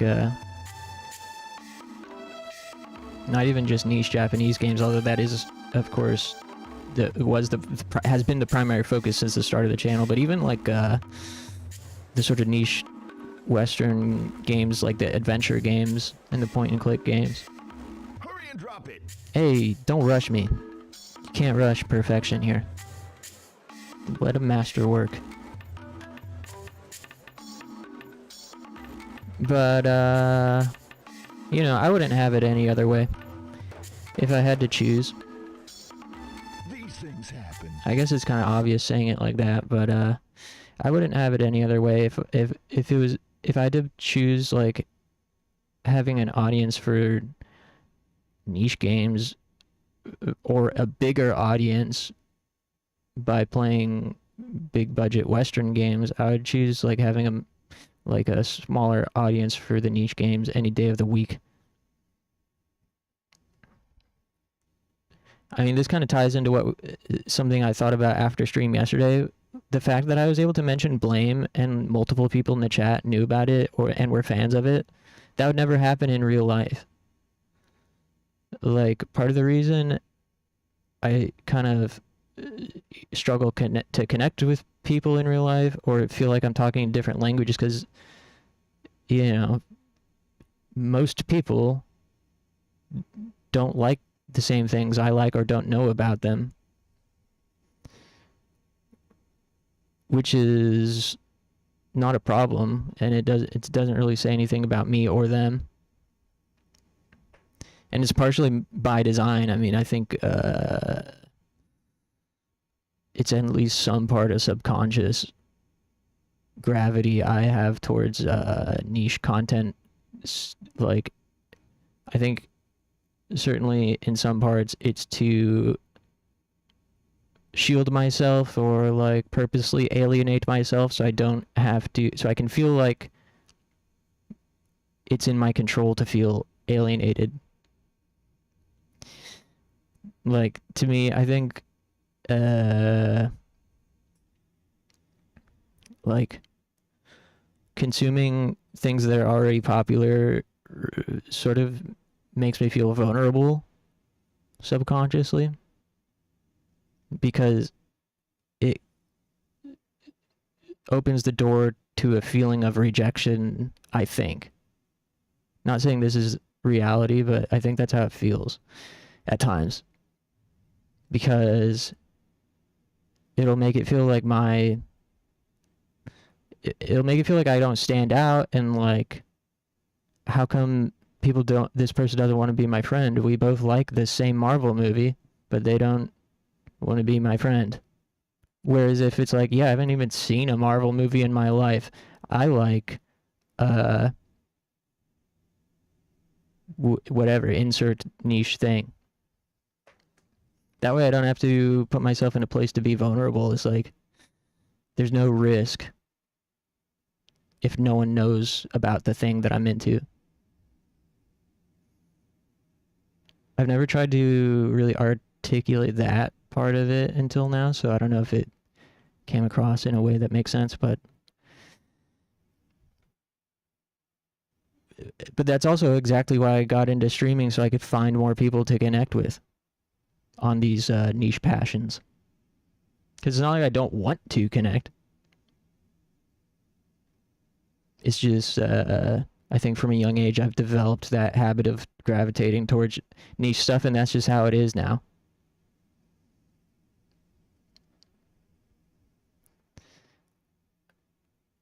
I mean, it's not like I don't want to connect. As a matter of fact, I desperately want to connect. And that's why I feel vulnerable, I guess. Because if I didn't care as much about connection, then I wouldn't have that vulnerability of people not wanting to connect. So, it's like a contradiction or something.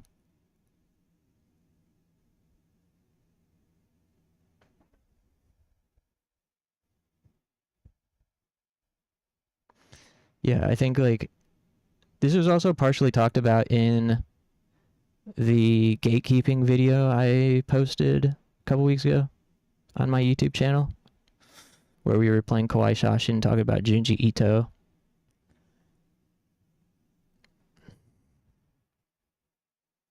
The sort of subconscious, intentional alienation as a young person, for me, I think that's like where it started. And yeah, I think that's not something I had fully a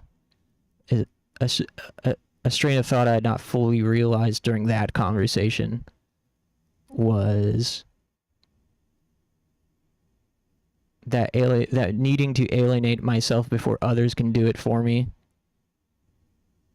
is really born from a desperate desire to connect with people, but being afraid of rejection or something like that.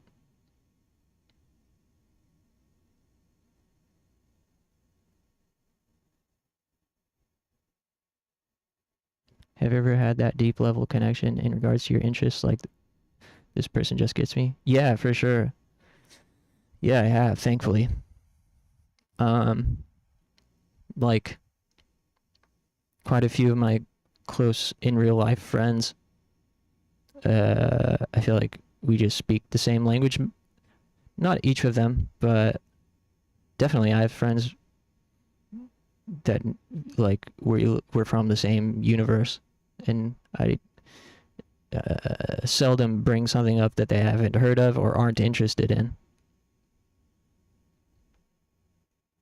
And I've met plenty of people like that online as well. But not in real life. It's pretty much never happened in real life, at least not in the last, I don't know, 10 years or more. I mean, I would get excited in real life talking to people, or like this would happen at shows in the music scene.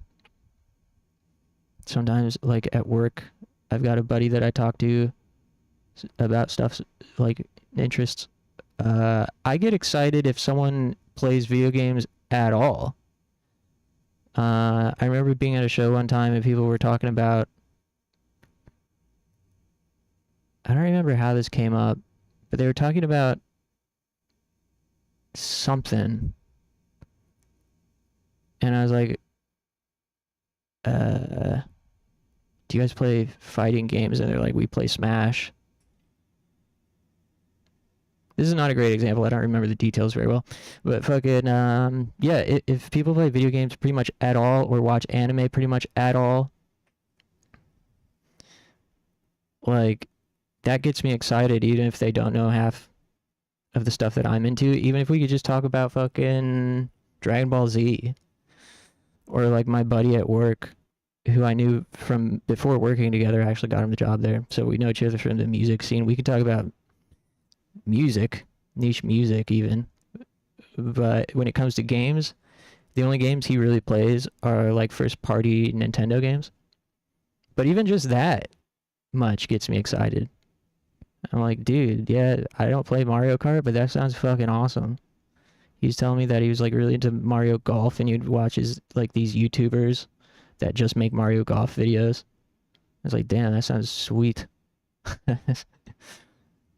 Like, I would never play Mario Golf by myself, or like I would never purchase Mario Golf, but I'm just happy to talk about some video games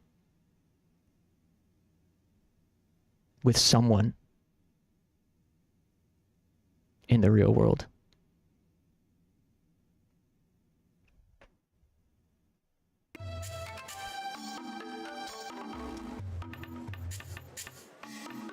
Or some of my friends I felt that way didn't become shitheads. Oh, I'm sorry, man. That's terrible. I had a lot of music scene friends that became shitheads. And the music scene was always really interesting as an experience, as someone whose entire life is driven by my hobbies and interests. Because I could go to shows and talk to people about music very easily, but pretty much no one, I could maybe talk to them about like film nerd movies, although I kind of am a fake film nerd. I haven't seen a lot of, like, most of my film knowledge is because I'm a weeaboo and have watched 1,000 Japanese movies. But I can kind of like fake my way through a film nerd conversation. Yeah, that was like the best I could usually get with people at the music scene. And any weebs that were around were like closeted weebs.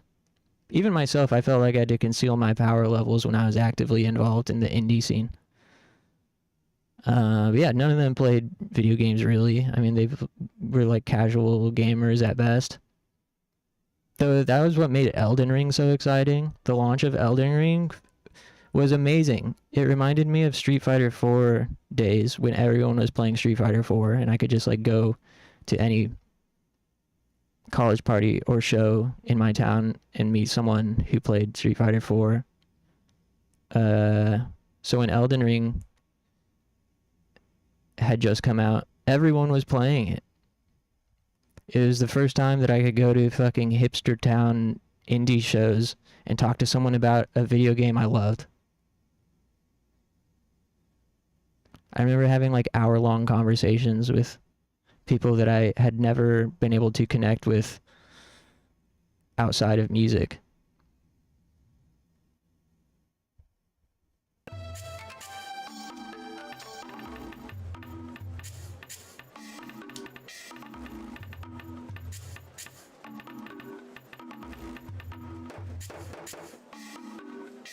Damn, you got it!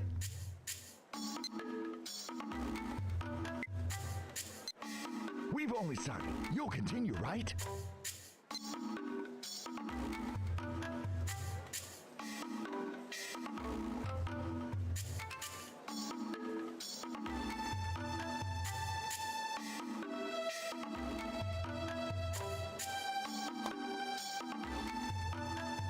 Most of my friends these days just play games I fucking hate, like Fortnite or Marvel Rivals. Yeah. That was all of my music scene friends. They only played like Fortnite or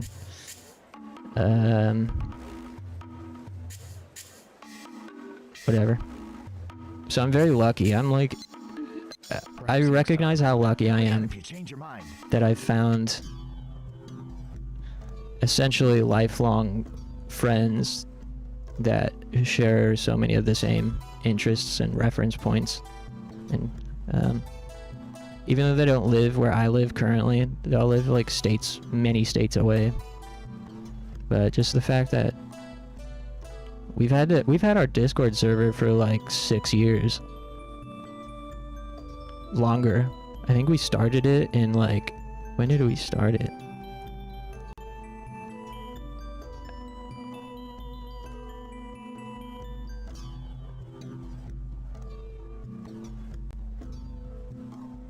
I don't know how to see that on my computer.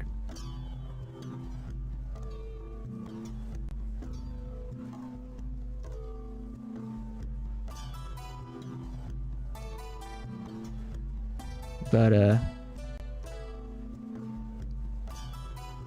so yeah, our first version of the server was probably 2016 or 2017. And we had already been friends for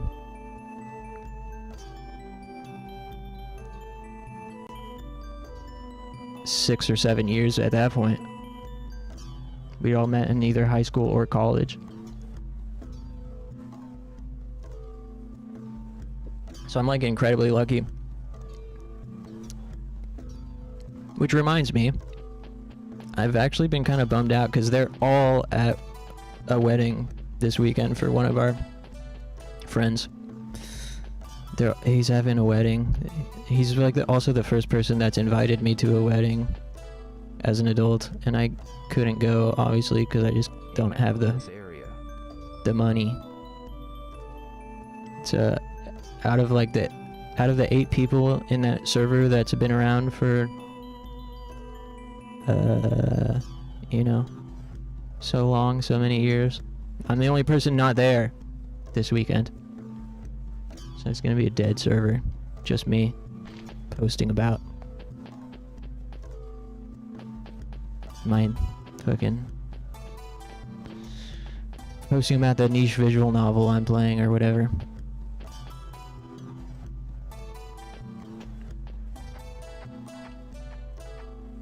Love them, they're great, but get better taste. Play some Juggernaut. Yeah, it's frustrating, man. It's like it really feels like, that's why it's important to me with dating that the person at least have some overlap in regards to their hobbies, because it really kind of does feel like a huge hole. If you're like me and gaming or anime or movies or whatever is your passion, but you can't connect with the person on those things, if it's not one of their natural interests already, it really feels like there's a hole there. I always felt like there was a void with my music scene friends because they would never know me. They would never understand me entirely. They would only understand the one part of me that's into music. Likewise, if I'm dating somebody and they're just like not interested, if they're not at least interested in like 2 of the things that I'm into,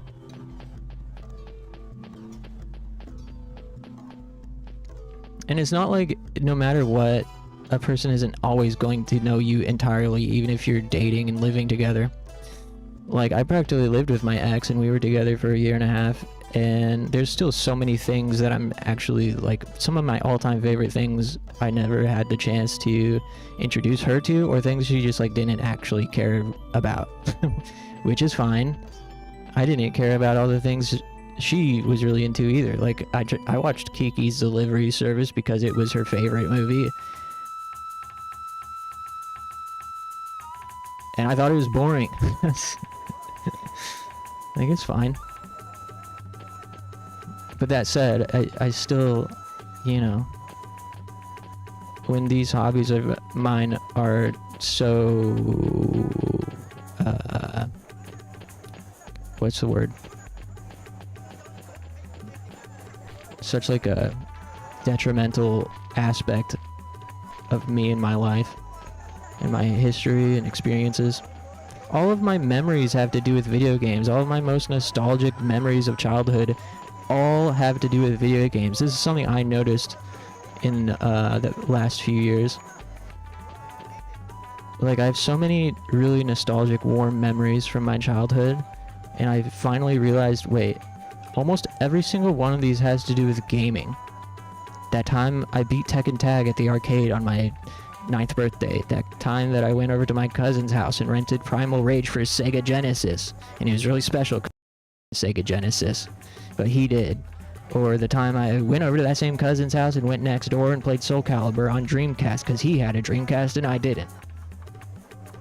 The time I went to friends from school and they had a Dreamcast with all the Capcom fighting games, and his big brother knew how to watch fan-subbed Dragon Ball Z episodes on the computer by downloading them, and we watched them at like 24 by 24 pixels. You know what I mean?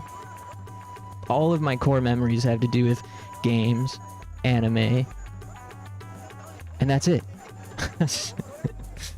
Practically. I mean, there's some other stuff, I guess, but I'd really have to dig to find those ones. The front page of my mind is all games and anime.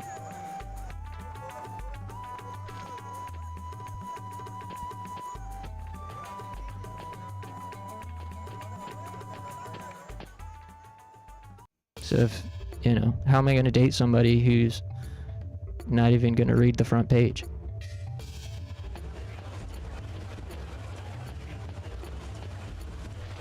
Somebody who can't read the front page because it's written in a different language. You know, if speaking to someone who doesn't play games and doesn't watch anime, for me, feels like speaking a different language, which it does. You know, you need to be able to read the front page of my mind if we're gonna be romantically involved long term. So if you don't speak the language, how are you going to read it? That's kind of a dope metaphor that I just invented.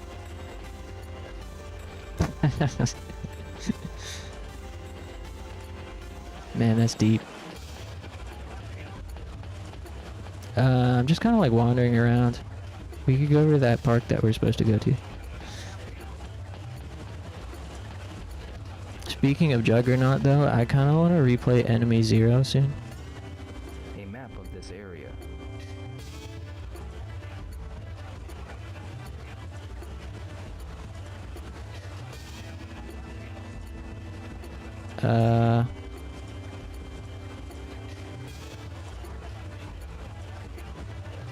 Dongjian Diner. That's where we're supposed to be.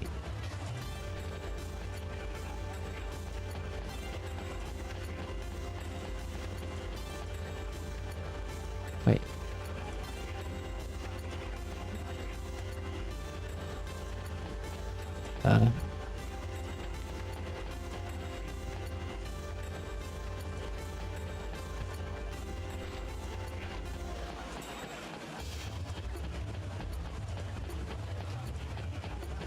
Yeah, it's a bummer about my friend's wedding, but what can I do?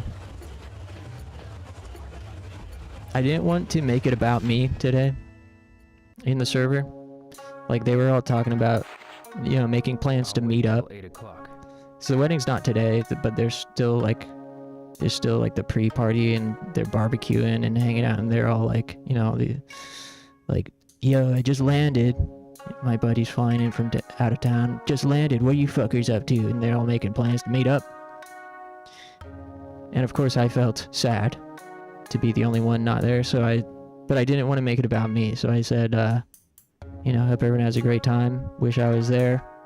Congratulations. Even though I really wanted to say, man, I'm so bummed I can't be there. I wish I had money. But can't make it about me. I just have to hold that L. Hey, Funky.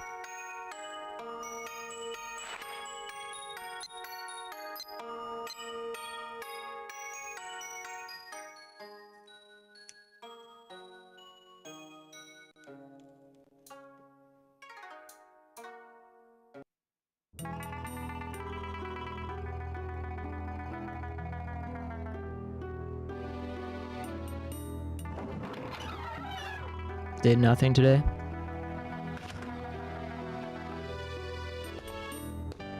Just sit on the pewter. You are. I serve you. you want a zoo. I'm looking for that very person. Why are you looking for zoo? Whoa. Holy shit.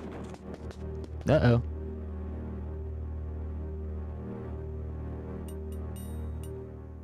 We gotta teach these rude asses a lesson. Whoa. Hey, why'd they start punching me while the screen was still transitioning? Yeah, the duality is crazy. Sometimes a day doing nothing but sitting on the computer can be like the best day ever. But other times, a day doing nothing except for sitting on the computer can be like the opposite. You know? Just a pile of sludge. Hopefully it was enjoyable enough. That's me every weekend though, during the day. I really, really struggle to enjoy my daytime on the weekends or function at all. It didn't always used to be that way, but it has been for years now, and I really wish I understood why. One of my friends is in town tomorrow to play an experimental jazz show. Whoa, you gonna go?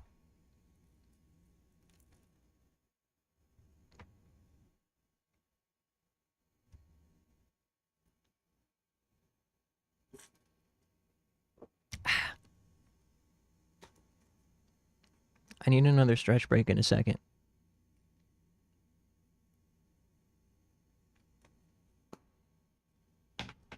Dude, I think the fact that there's like nothing to do in Shenmue, aside from move the plot along, I think that is what enables me to get lose focus and just start chatting. I think that's part of it. It's really not stimulating or engaging outside of the initial exploration of the zones and then the gameplay, which the gameplay and story, which the gameplay consists of QTEs, forklift racing, janky combat. So all the time spent running between places is so... It's just stimulating enough while also being boring. I don't know how to explain it, but I'm sure you understand. It's really a good thing, ultimately. The worst is a game that is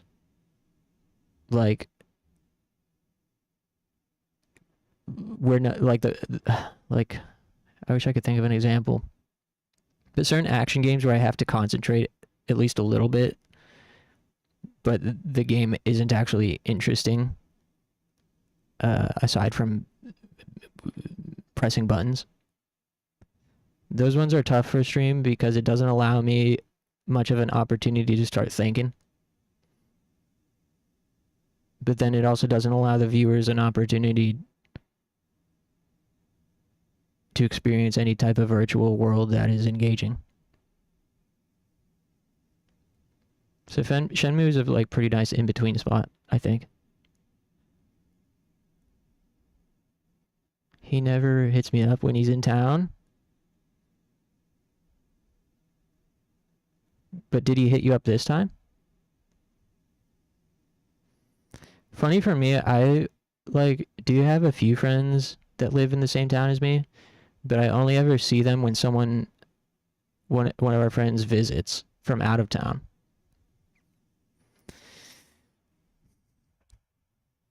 Although now I've definitely lost some friends who used to hit me up when they would visit and now don't for some reason.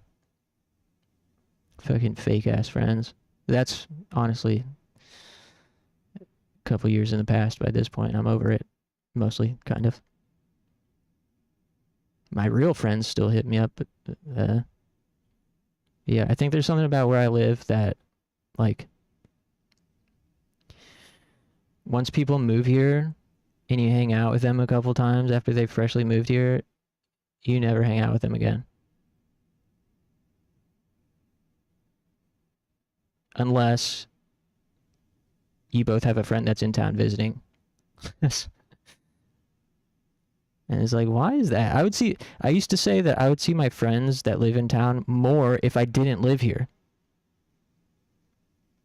I would see them more often if I didn't even live here. And yet I do. We live in the same town. But we never hang out. Not my fault.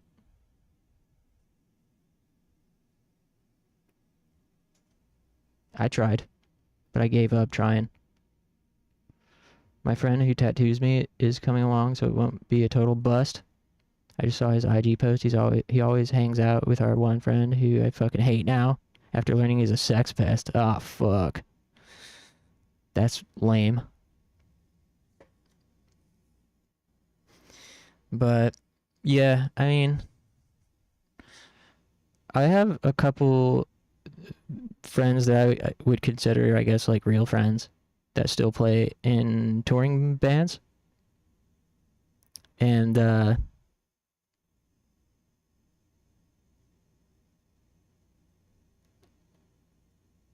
there's and even before then, when I was actively involved in the music scene and considered people friends that I wouldn't consider real friends, like I don't know what it's like for experimental jazz. It's probably like totally different, but you know, I would sort of expect them not to hit me up just because touring and playing out of town shows can be a lot, especially if you're doing it all the time. Although, then again, I always hit people up in towns when I was playing out of town. If I knew people in the town I was playing in, I would always hit people up who I wanted to see. I don't know. For me, it really comes down to the golden rule. I just wish I try to live my life by the golden rule, and that makes things like that a lot simpler for me personally. I.e., if I'd want someone to hit me up, then I'm going to hit them up if I'm in their town. But I don't know. There's no golden rule. Silence. Yeah, treat others how you want to be treated, of course. Hey, what's up, Mystic NGL? I really enjoy when you stop and talk to chat about stuff, so I don't mind that you stop. Oh, well, that's good to hear. Hope you're doing well. Happy Friday. I was living with my parents at the time, and my friend lived like 10-minute walking distance. We were supposed to hang out, but she ghosted me going on over 3 years. Just flaked on me last second. Weird. Hope she's doing well, but she's not a good friend. Yeah. Yeah, it's so weird. I mean, I don't know about your relationship with her, but I definitely have at least a couple friends who at a time I considered to be close friends, and we would talk and hang out, and one of them lives in the same place as me, and we talked and hung out until he got a girlfriend and his other close friend moved to town. Then he just hung out with them all the time. And now, yeah, a few years ago, really shortly after my breakup, which was what made that breakup even more difficult, was a bunch of people did not show up for me for some reason. Like, I think it was just coincidence, but it really felt, I was like, did I do something to these people? The answer is no. The answer is sometimes people move on before you've moved on yourself, and you don't know it. And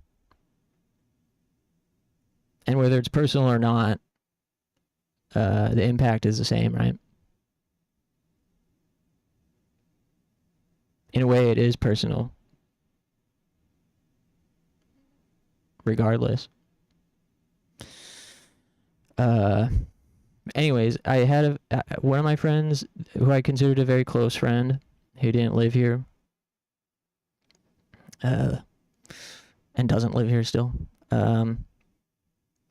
He was like the last person I would have expected to move on from me and our friendship, but he did, and it's really strange. He texted me for the first time in like many months. Basically, our friendship devolved into only texting when UFC was on. And he would like not respond to other things. And then once I picked up on that, I was like, I don't like this. You know? I don't like this. I don't like, what, am I just someone you're going to text when you have something to say about UFC? Like, he was such a sensitive, empathetic guy, and he was so supportive of me. And he was always very interested in asking questions about me, and like, one of our phone conversations, like, this is the extent at how well we connected. We talked on the phone for fucking 4 hours one time. After we hadn't talked in a while. We were on the phone for like 4 hours, just hanging out and chatting. But something happened, I don't know. I guess his priorities just changed. He found too many new connections that were probably... I mean, his career grew a lot, and I know he was like really ambitious to expand his network and career opportunities. And so I think he probably just met a lot of new people through that and stopped having time for me. Which I don't think makes him a bad person, per se, but it's definitely not like a good friend. It's definitely not good friend behavior to not communicate. Like, sorry, man, I like, sorry I haven't replied. I'm really busy with whatever. Like, to me,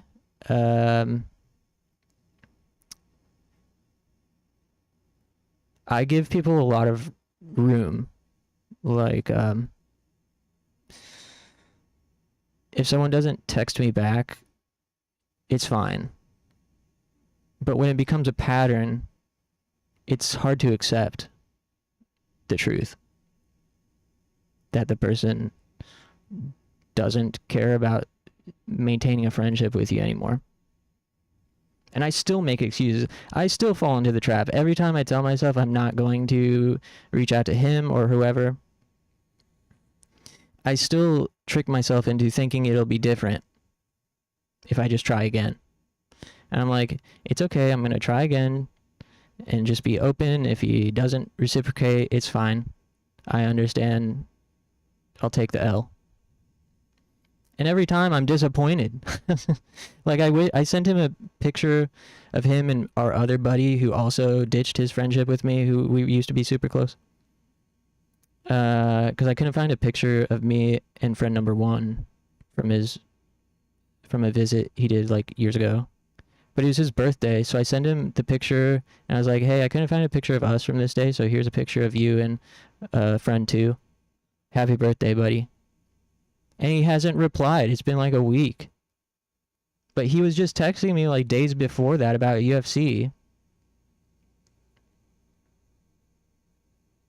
It's really hard to accept the truth when a friend loses a sense of value and no longer cares about maintaining the friendship with you. Because to maintain a friendship you actually care about, you sometimes do have to do things you don't want to do, such as replying.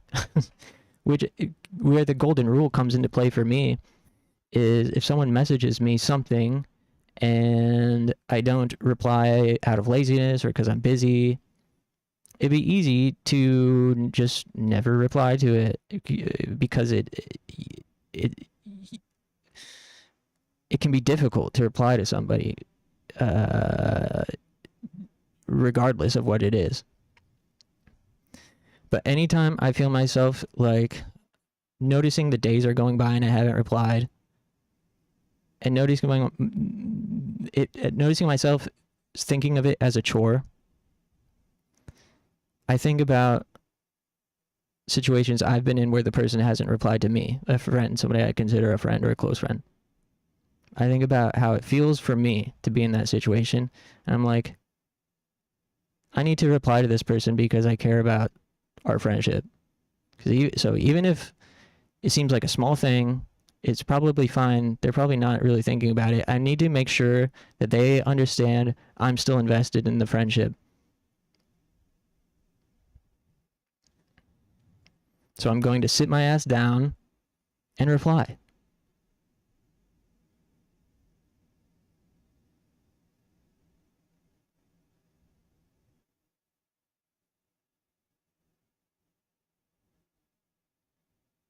Which is like, this is something we've talked about as well in the past, which is like,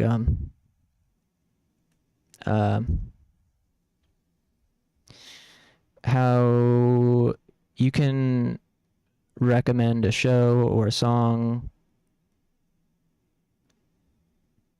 to a friend and they just like won't listen to it. They'll just be like, yeah, okay, I'll check it out, and then they don't. I mean, I've done that too. But then a tastemaker, YouTuber, or someone cool, or someone they're not friends with puts them onto the thing and they check it out. And it's like, why didn't you check it out when I sent it to you? And the reason I was talking about this with someone else, and they said like maybe it's because they don't feel like they need, like the connection's already been built. So they feel like they don't need to put in the effort to consume the thing. It's almost like taking the friendship for granted, but it's also somewhat natural. Like, if they're secure in the friendship to the point where they are not concerned that if they don't reciprocate to this recommendation, they're not going to lose their connection with you. For the most part, it's true. However,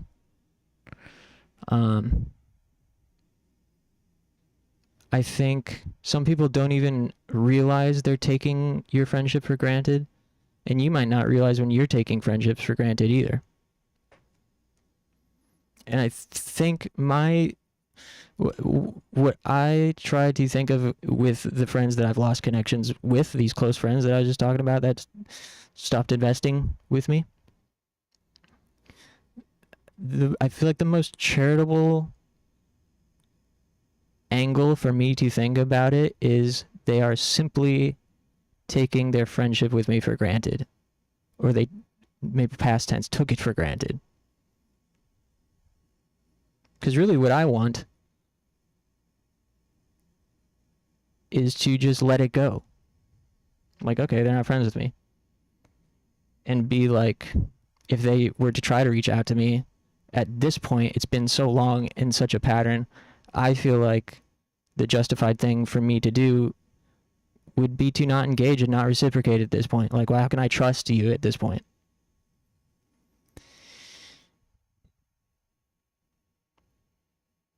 But the most charitable way I think I can perceive it is they still think they're friends with me, but they've taken it for granted to the point where they think I'll always be here.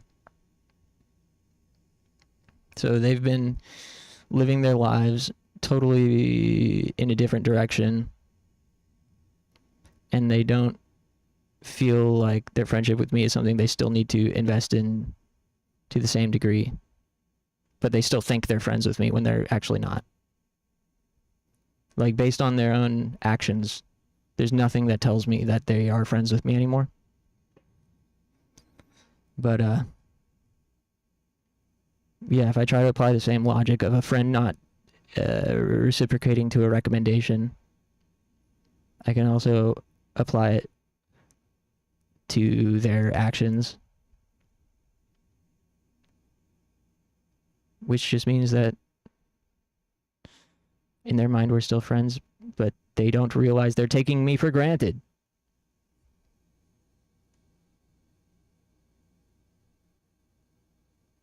I don't know.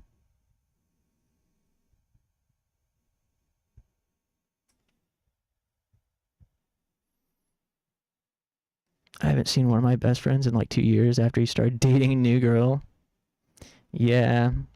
I always try to be really patient with that sort of thing too, because you never know what's going on behind the scenes.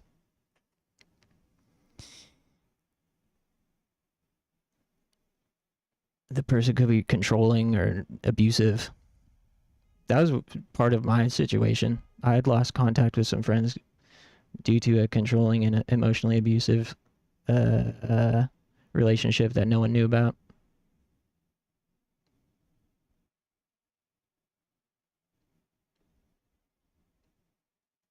That I definitely lost at least one friend directly due to that, but I don't think that, I think it's also reasonable that said friend which I lost was hurt by my absence. I just wish she could have had some, like, considered perhaps my absence was due to an abusive relationship. But I understand. I get it. It's like I can't... it's natural to feel hurt when someone seems like they're ditching you. Even if it's something not entirely in their control. Keep my circle small these days, and honestly, my girlfriend's friend group is great, and I love them. Well, that's good. I'm the same way. If I have to hit you up every time, I will just stop after a while. Yeah, that's what I try to do, but I keep falling into the trap. Like, during the peak of my friend apocalypse, I was like, yeah, I'm just done hitting people up. But I kept trying every now and again, thinking it'd be different, or thinking I would be able to handle the passive rejection. I don't know why. Very, like, undisciplined with that sort of thing. Yeah, it's a really shitty feeling to feel like you're the one hitting people up or trying to make plans, waiting for invites, or feeling like you have to invite people or, like, invite yourself. It shouldn't be that way, and I try to follow the golden rule in that exact scenario. If I notice someone is hitting me up more than I'm hitting them up, I try to balance the scales.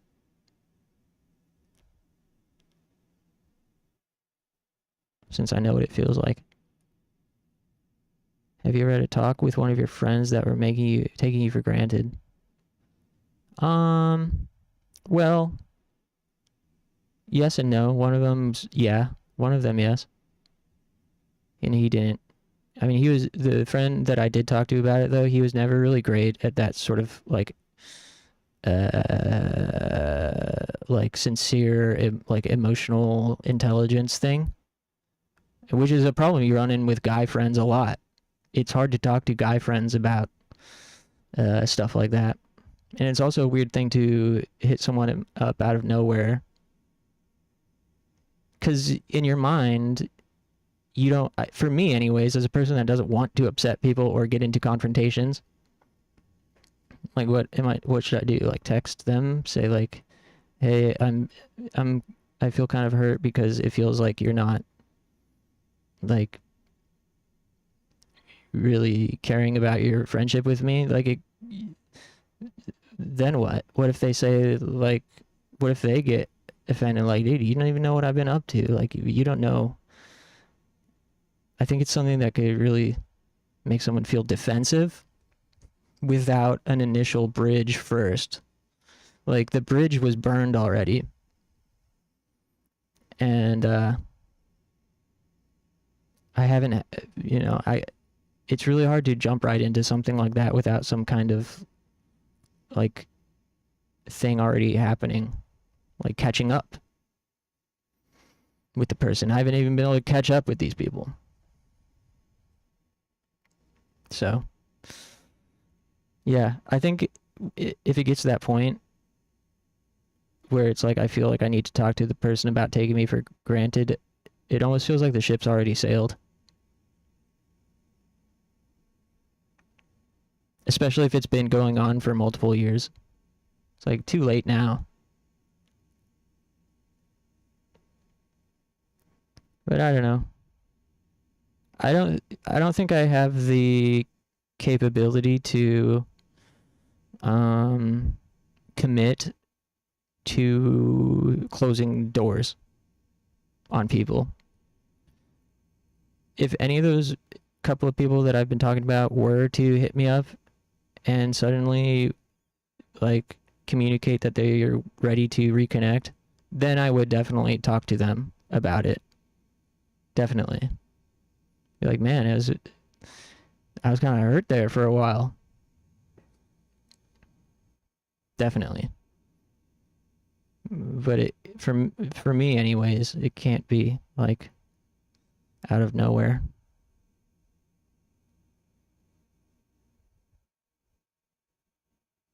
They split up for a while, but now they live together, I guess. I've never met her.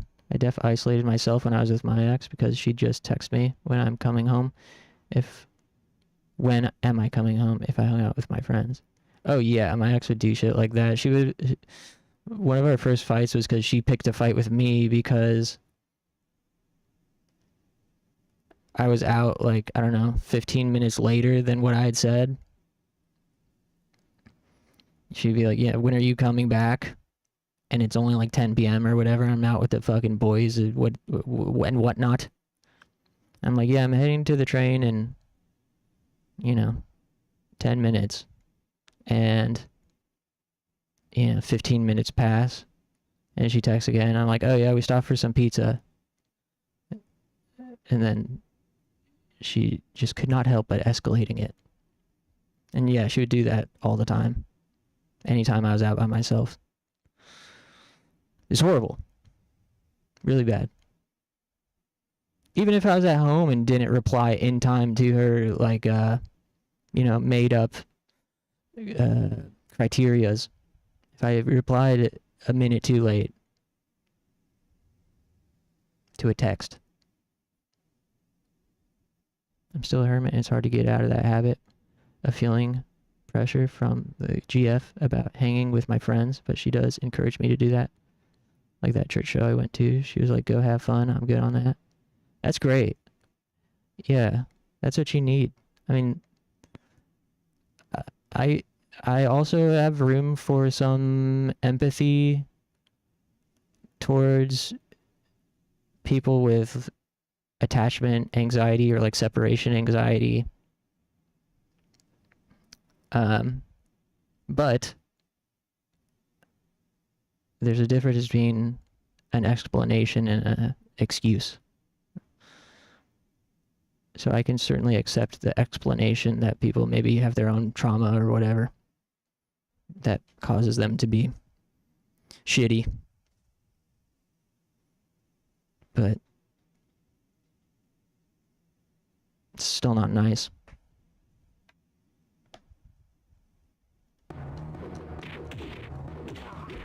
I would always be like that with her stuff when she would go out by herself. I was like not worried about it at all. But that's because I felt very secure and like I didn't have any real anxieties. I didn't have like a feeling of I always thought I had abandonment anxiety. But that was just because I was in relationships where the person was giving me a reason to feel fearful. So once I was in a relationship where the person clearly cared, then I experienced no abandonment or separation anxiety. The only anxiety I felt was that there would be a fight if I didn't do the right thing in the right way. So I lost my fear of abandonment and developed a fear of confrontation or like a fear of like incoming or what's the word? Like imminent abuse, impending doom. Oh, this is QTE. Damn.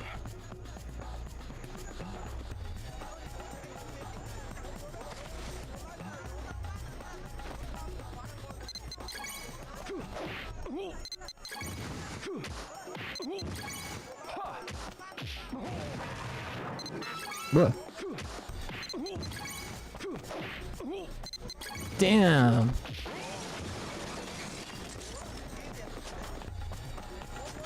Damn. Hey, I just said that. Don't you mess with us, you punk! Die! Take this! What? What the fuck? Oh shit. I've never seen that before. Oh shit.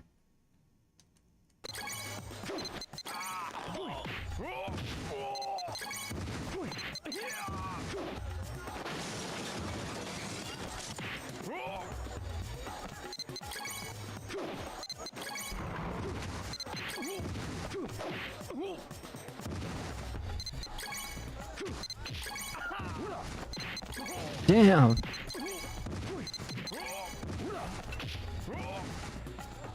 Whew. Damn, I'm good. Except for that watermelon. You got fucking doinked by that watermelon.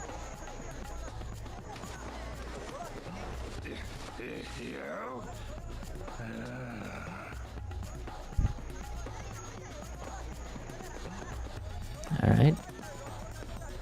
Oh. Ooh. Nice. That was a cool one. I like those ones where you have to do a button combination. Some nerve to trip me like that.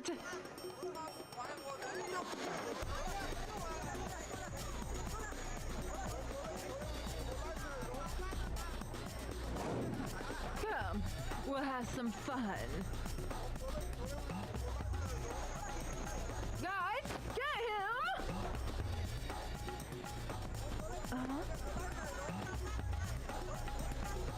Yeah. Oh, you! How dare you someday? She lost her friends too. At the brutal hands of Rio. What's going on? The unrelenting, merciless hands. Are you alright? What's his last name? Kanzuki or something? Rio Kanzuki? There's mommy. There's our kung fu mommy. Yeah, my GF always goes out to the bar and with friends and shit, and I'm like, go do you, I'll watch some anime. Yeah. I mean... So, you know Young Dazu. Really, it's just permission to enter your own world for a few hours. That's how I felt. I was like, I don't have to think about this other person for a few hours.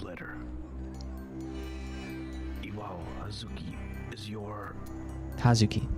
Ryo Hazuki. My father. He was killed by a man called Landi. The GU men's power has already spread to Japan.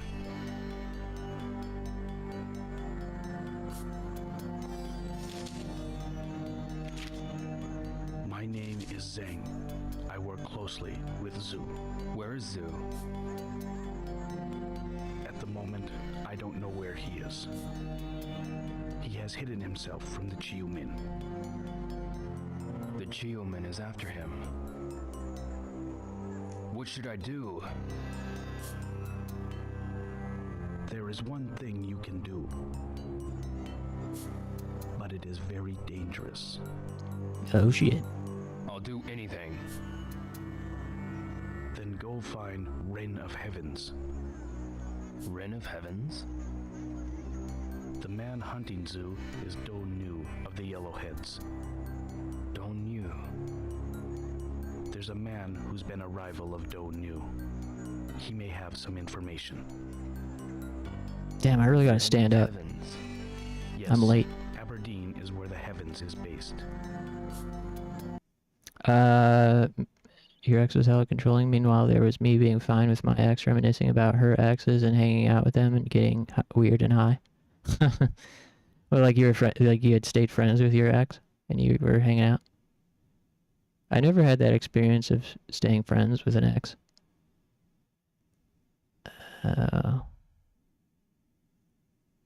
Or did I misunderstand?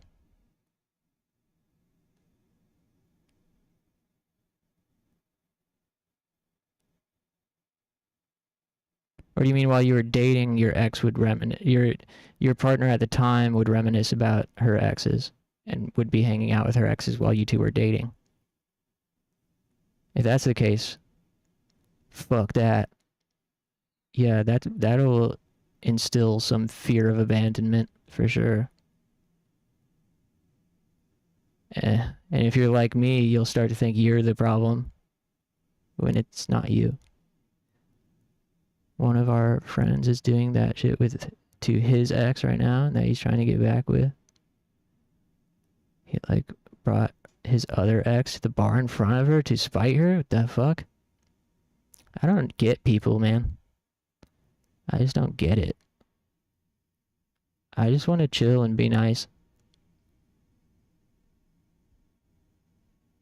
Drama-free zone. I was pretty lucky to be able to avoid drama for most of my life outside of romantic relationships.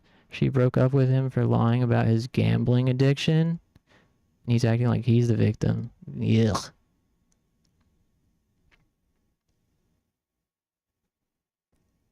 All right.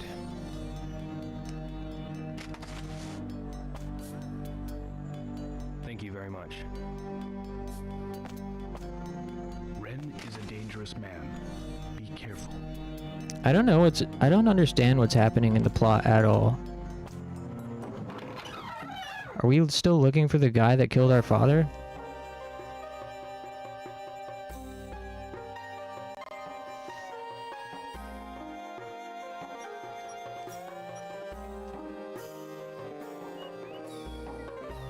I was gonna wait till we have control again, but I desperately need to stretch my legs, and also my roommate texted me asking me to go downstairs and get a package for her, so fine, I'll do that. Thanks for hanging out, everybody. Happy Friday.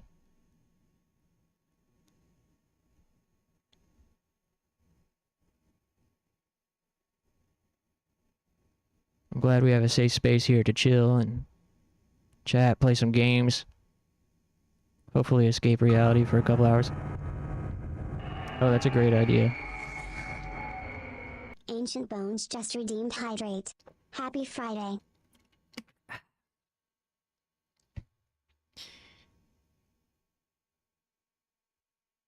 Hi! Okay. How are you? Give me like 10 minutes and I'll be back. Thanks, everybody.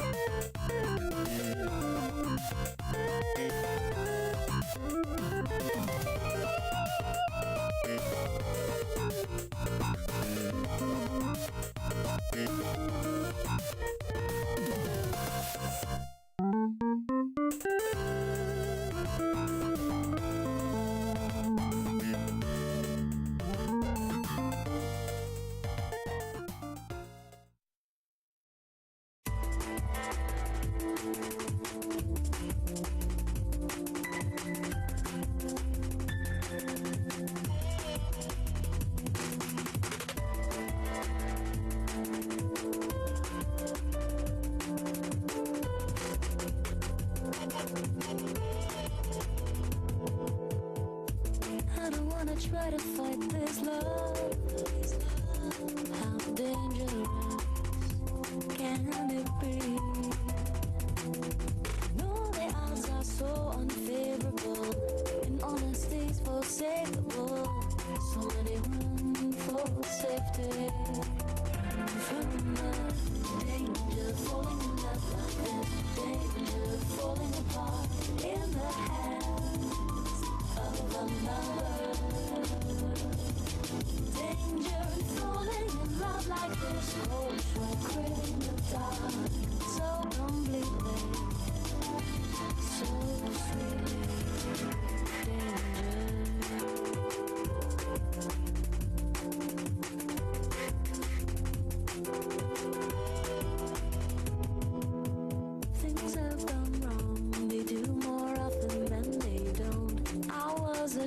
before.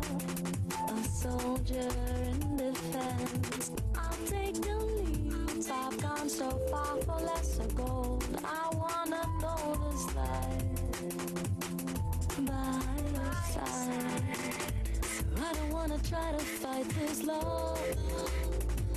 How dangerous can it be? I know the odds are so unfavorable, and honestly so savable.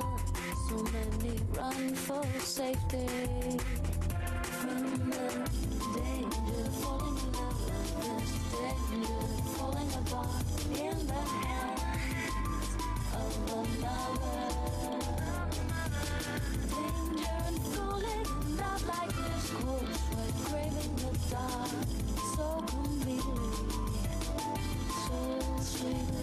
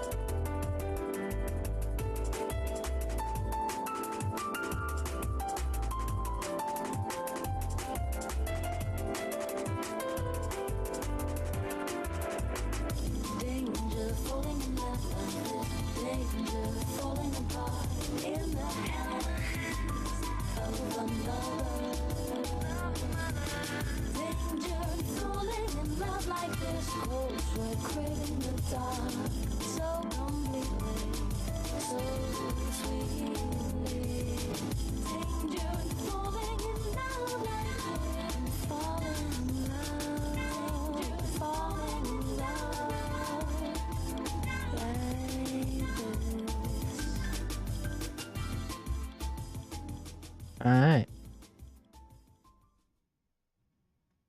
Hey, not bad.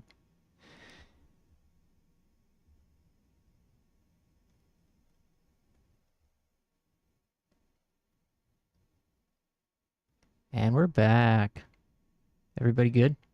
Hey, Aeronax. How's it going?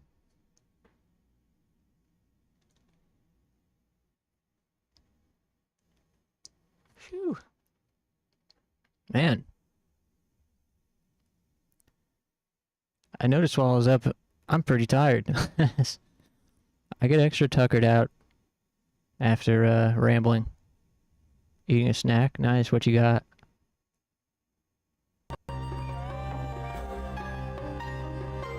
Let's try to progress just a little bit. Had some difficult times.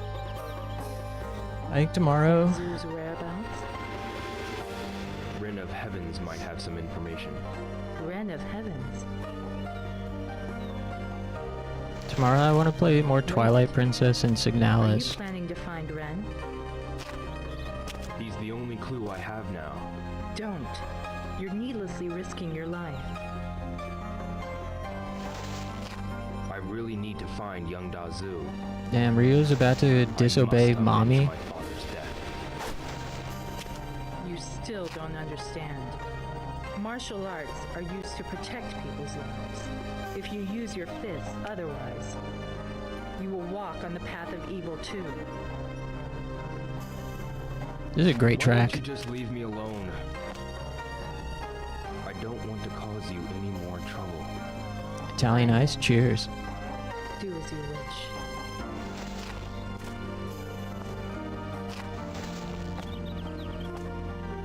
I had a pretty cool lunch today. Frozen tendies, microwaved, and Easy Mac combined. Chop up the tendies and put them into the Easy Mac cup with hot sauce. Woke up for the first time in a while because you played Twilight Princess. Hey, glad I can help.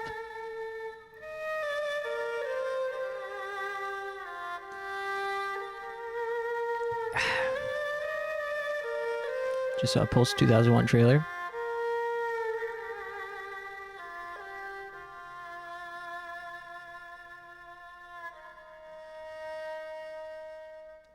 Yeah, I haven't seen the trailer, but yeah, the movie is an all-timer. It is slow. It's like a very quiet, kind of slow movie for a horror movie especially, but it's worth it.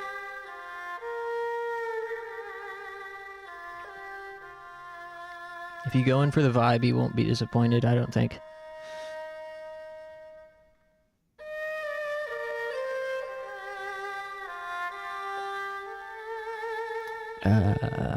Contact manager's associate's name is Zhang.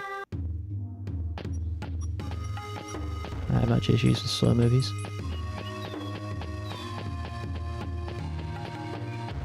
Yeah. Pulse, like, yeah, if you can get absorbed into it, and, especially if you're someone who doesn't mind slow movies, like, the high points of that movie are already fucking really high, but if you manage to get immersed while watching it, boy, it fucking hits. Especially, again, if you're a person who, like, enjoys themes of, like, alienation and mortality and loneliness and the dangers of the internet, the dangers of technology. Plus, it's got spooky ghosts in it as well. And the characters are swagged out with, like, Y2K swag.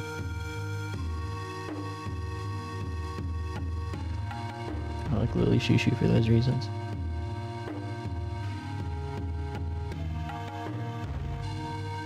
Yeah. Pulse is like the Lily Shushu of horror movies. Almost. We gotta go to Wise Man's. Map of this area.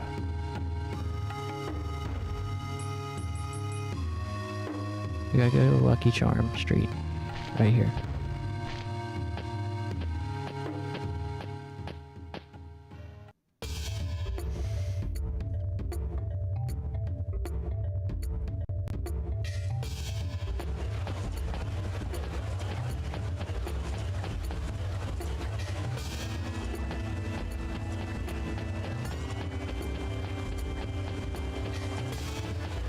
We should do another movie night soon.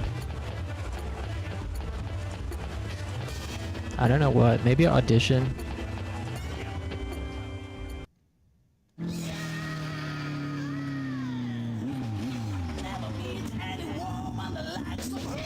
Hey, you! I heard that you aren't staying at that guest house. No. Where are you sleeping? Don't tell Oh, me this you girl haven't been to again. The Grand Hotel. The Grand Hotel? It's the expensive hotel in the Golden Quarter. It's not the kind of place I'd imagine you'd be staying at. What? What does that mean? The come-over guest house suits you best. Oh, really? Ryu hates this lady. I don't blame him. But no one told me this was a harem anime. Nice to you. Is that all you can say? Sorry. Ryu's I'll got two stay there. girlfriends suddenly, and he's got You remember Nozomi where back it's in at? small The guest town house is in the Green Dobuita. Market Quarter. Yeah, I know. Hey! Shh. I'm in a hurry. See you around. He's no fun. No fun at all. Goody Two Shoes, Ryo. The only real movie I watched is G-Force 2009.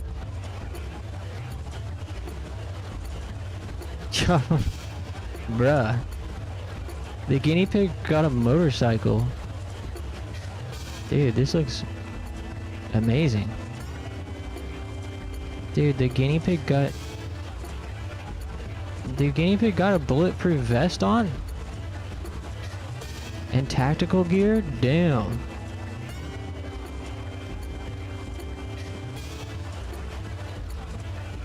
Salute to our soldiers. Respect our troops. The guinea pig army. How's he getting girls without showering? Since before the first game, or ever? He must be smelling nefarious. Damn, nefarious. That's a good one.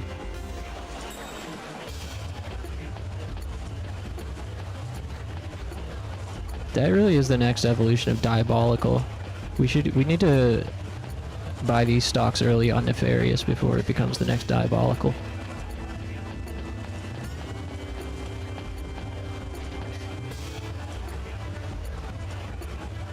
Sailor Blood? That sounds like a dope anime. A map. That sounds like a 90s OVA. Since we were just talking about that yesterday.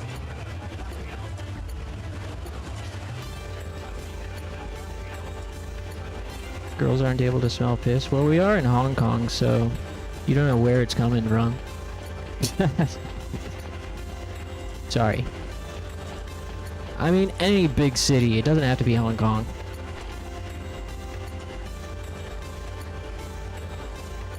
It's only because we're in Hong Kong right now that I made that joke.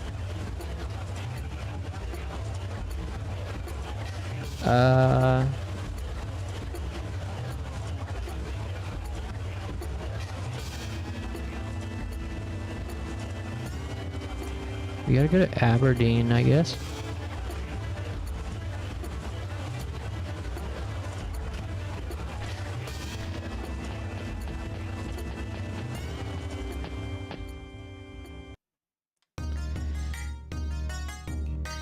Do we get to visit Kowloon Walled City?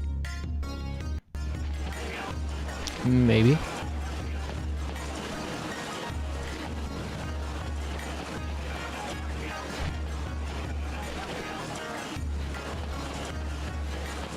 Perhaps.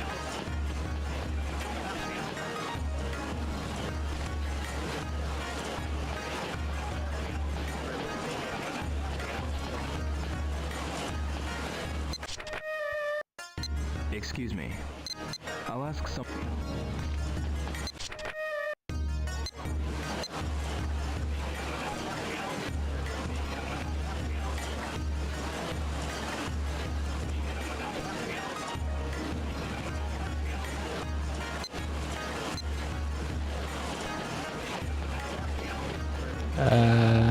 Trying to figure out how to get there.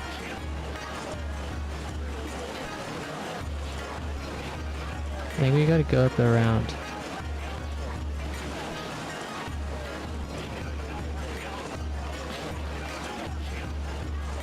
Or something. I don't know. Trying to get to Aberdeen.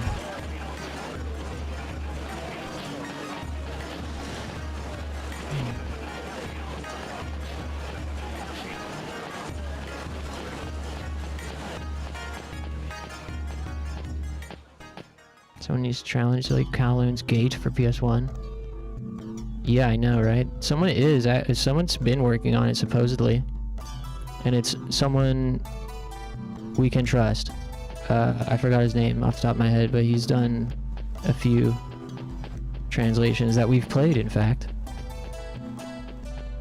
hold on, I gotta look this up.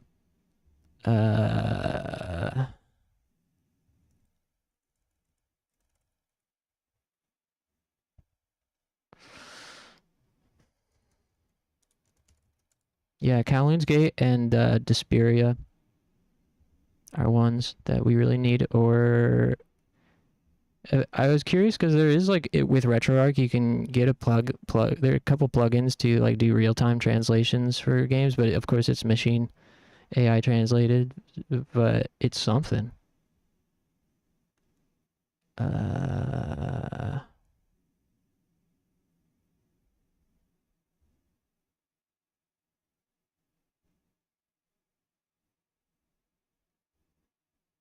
Cargodin is the dude's name. Cargodin. Let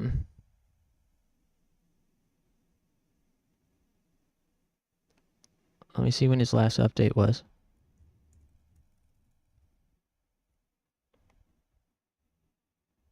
I think the last update was like a few months ago, but it's... Let's see.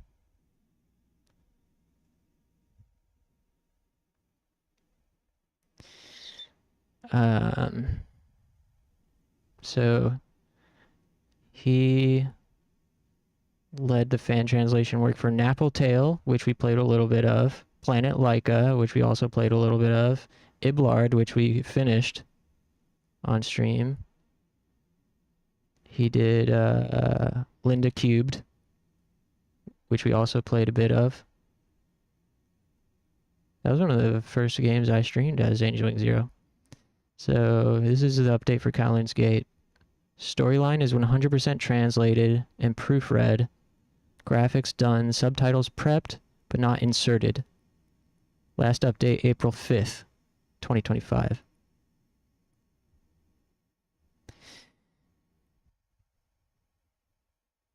So they're working on it. Another one that's in the works that I've always wanted to play is Twilight Syndrome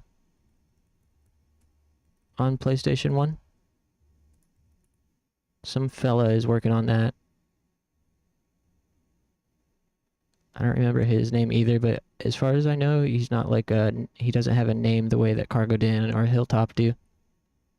So I hope he manages to finish it. There's a Spanish translation of Twilight Syndrome.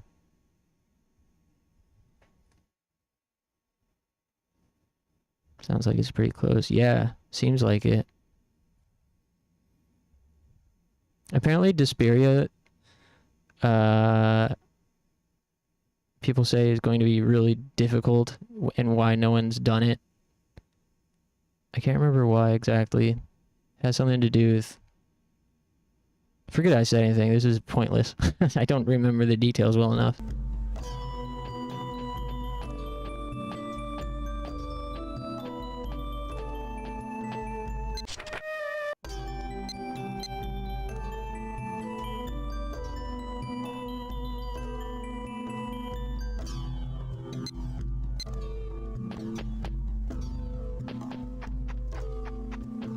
Yeah. It'd be really cool to know Japanese, so I wouldn't have to wait for fan translations. I'll be the interpreter in real time.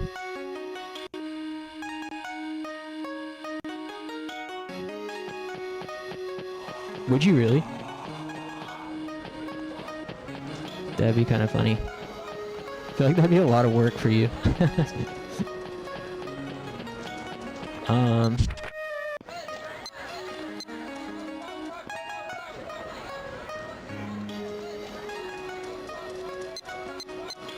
There's another game that I'm curious to try and stream that doesn't have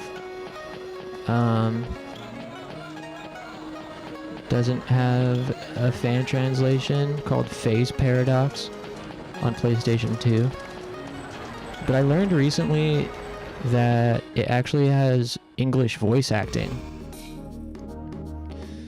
So, like, you won't necessarily miss out on story stuff if you play the official Japanese release. So I gotta look into that and test it out, because that game looks crazy sick. PIMP?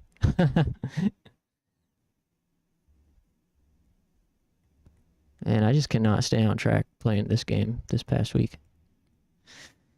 Let's look at this game called Phase Paradox. Hold on.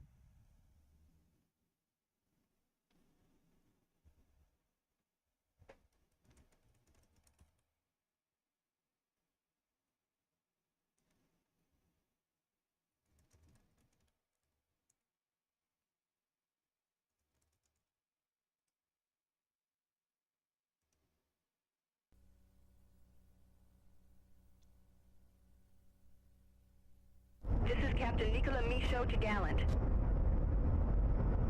Gallant, do you read me? Affirmative, Strago, we read you. Are you all right, Captain? Can you tell me what happened down there? What's going on with the planet? Captain, I don't know where to start to explain. That planet, Planet 220, might not even be a planet. Are you implying that 220 is... There's a high-energy reaction from 220. Captain, the gravity field is reversing. What? That's impossible. All stations go to red. Captain Michaud, we have a state of emergency. Repeat, we have an emergency. Roger that. I confirm it as well. Yeah, this is the official Japanese release of this game. Planet 220 will reach a critical point in T-minus 27 seconds. So as you can see, the subtitles are written in Nihongo. Number 15 landing sequence. Now! The highest priority is to pick up Captain Micho. 9 seconds to explosion of Planet 220. Captain Micho's manually operated ship approaching. Her landing speed is exceeding 227%.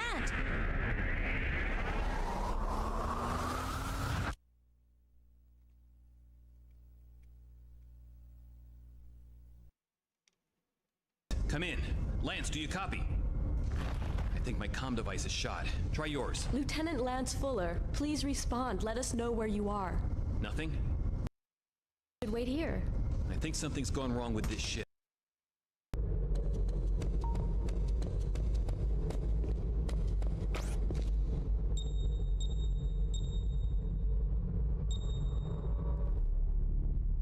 Might be worth giving it a shot.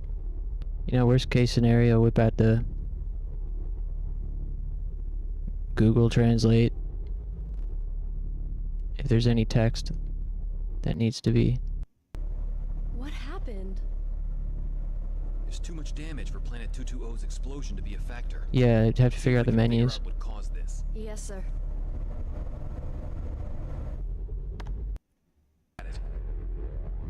Trying to see. They seem to be. Oh, sorry. I didn't mean to interrupt. Well, I'll see you. It looks dope though.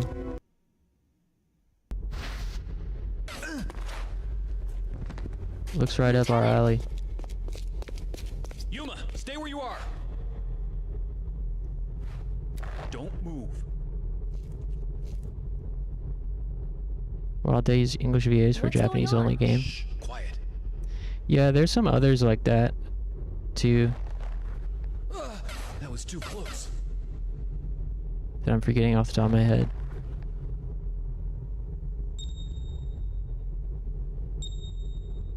But like here, what was that? See right there, you have to make a choice.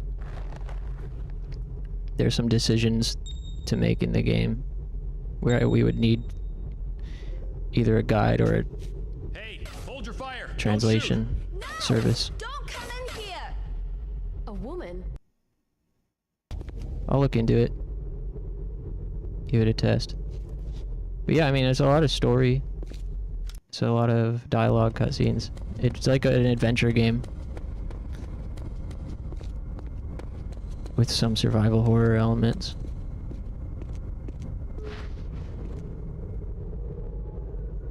So far, I don't even see any menus as I'm trying to skim around.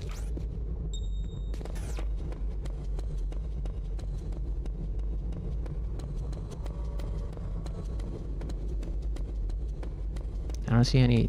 Oh, wait. Oh, no. I don't see any menus or inventory screens or anything. Wait, what was that? Lieutenant, behind you, get down!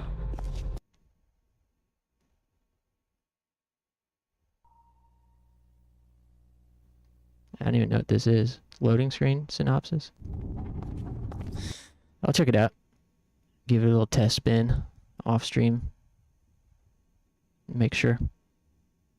I think it's worth a shot. Be pretentious if a Western game uses only Japanese VAs. Yeah.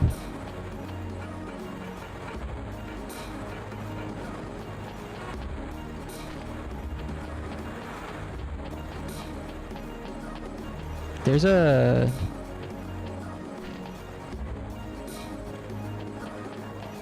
There's an anime movie called Blood the Last Vampire. You guys seen that one? That one is has the official release is a mix of English and Japanese.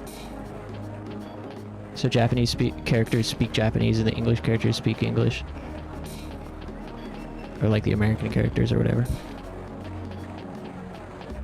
I went and saw it at a theater one time and thought that the dude, it was like a bootleg theater by this old like Ukrainian guy or something who would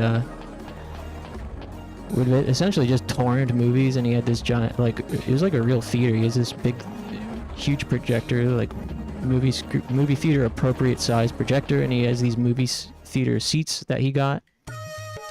But he's like, will just play stuff off of his laptop. And it's $10 to get in, cash only. So I saw Blood the Last Vampire there, and I thought he had downloaded the wrong one because the characters were speaking Japanese. Because it was advertised as English dub, I think. So we thought he had downloaded the wrong one, but it turns out that film just has both. And that's the only version.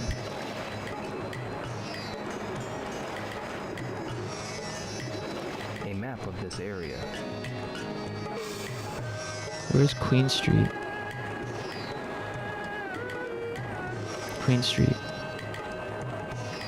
Backwards to the right. Or backwards to the left.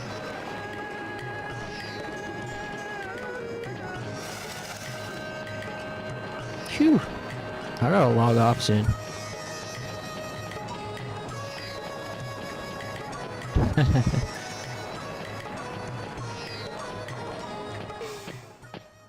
I will.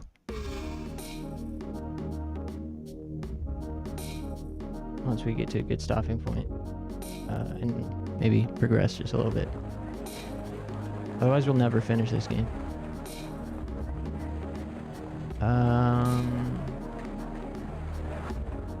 Workers' Pier is our next destination.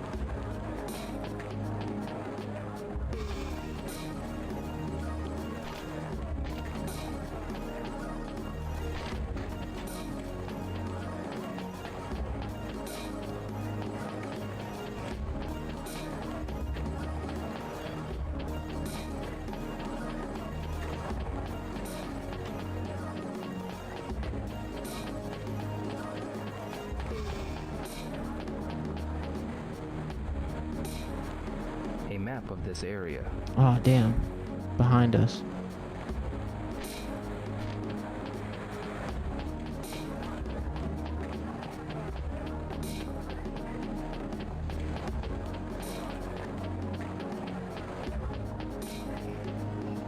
Out of the way.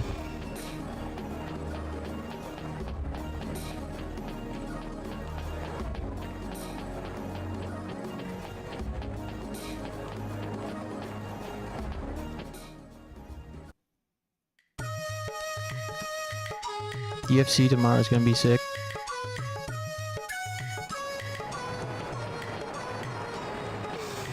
Which, now that I'm thinking about it, how are we gonna play Signalis and have me be watching UFC at the same time?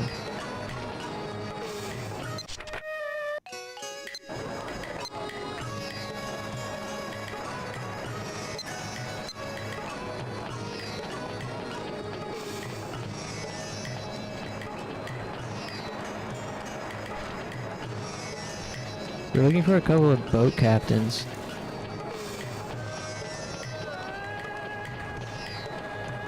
Here they are. Excuse me? Yes? I'd like to ask you about the Heavens. That's a street gang that always wreaks havoc in Aberdeen. I see. Are there any other details you could give me? They're based in the Beverly Hills Wharf. I see. Thank you. Excuse me? Me? Where is Beverly Hills Wharf? There's a chain link gate at the end of that alley. The Beverly Hills Wharf is beyond that gate. I see.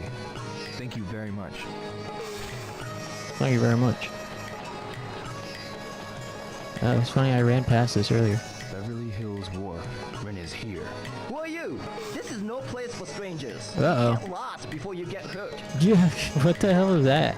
It's the most intimidating man of all time. Get lost before you get hurt. Find a way in, ask people nearby.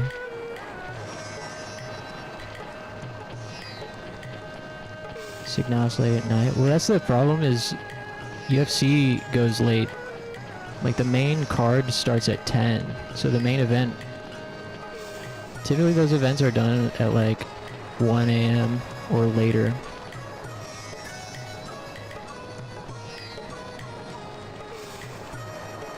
So UFC cards are like a really long, all-day thing. I think the prelims, early prelims are 6, prelims are at 8, and then main card at 10.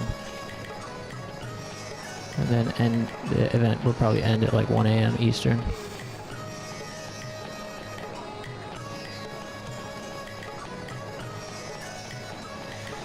I don't know, we'll feel it out.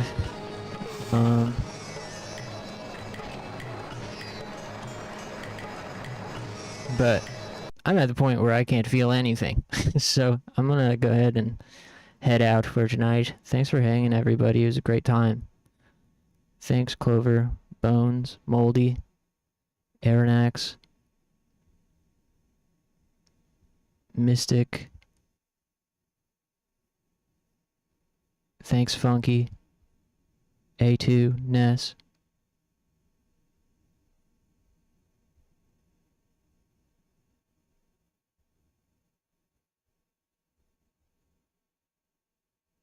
As far back as my chat goes. If I missed anybody, I'll get you tomorrow. Ooh-wee. Yeah, have a great rest of your night, guys, and a great day tomorrow.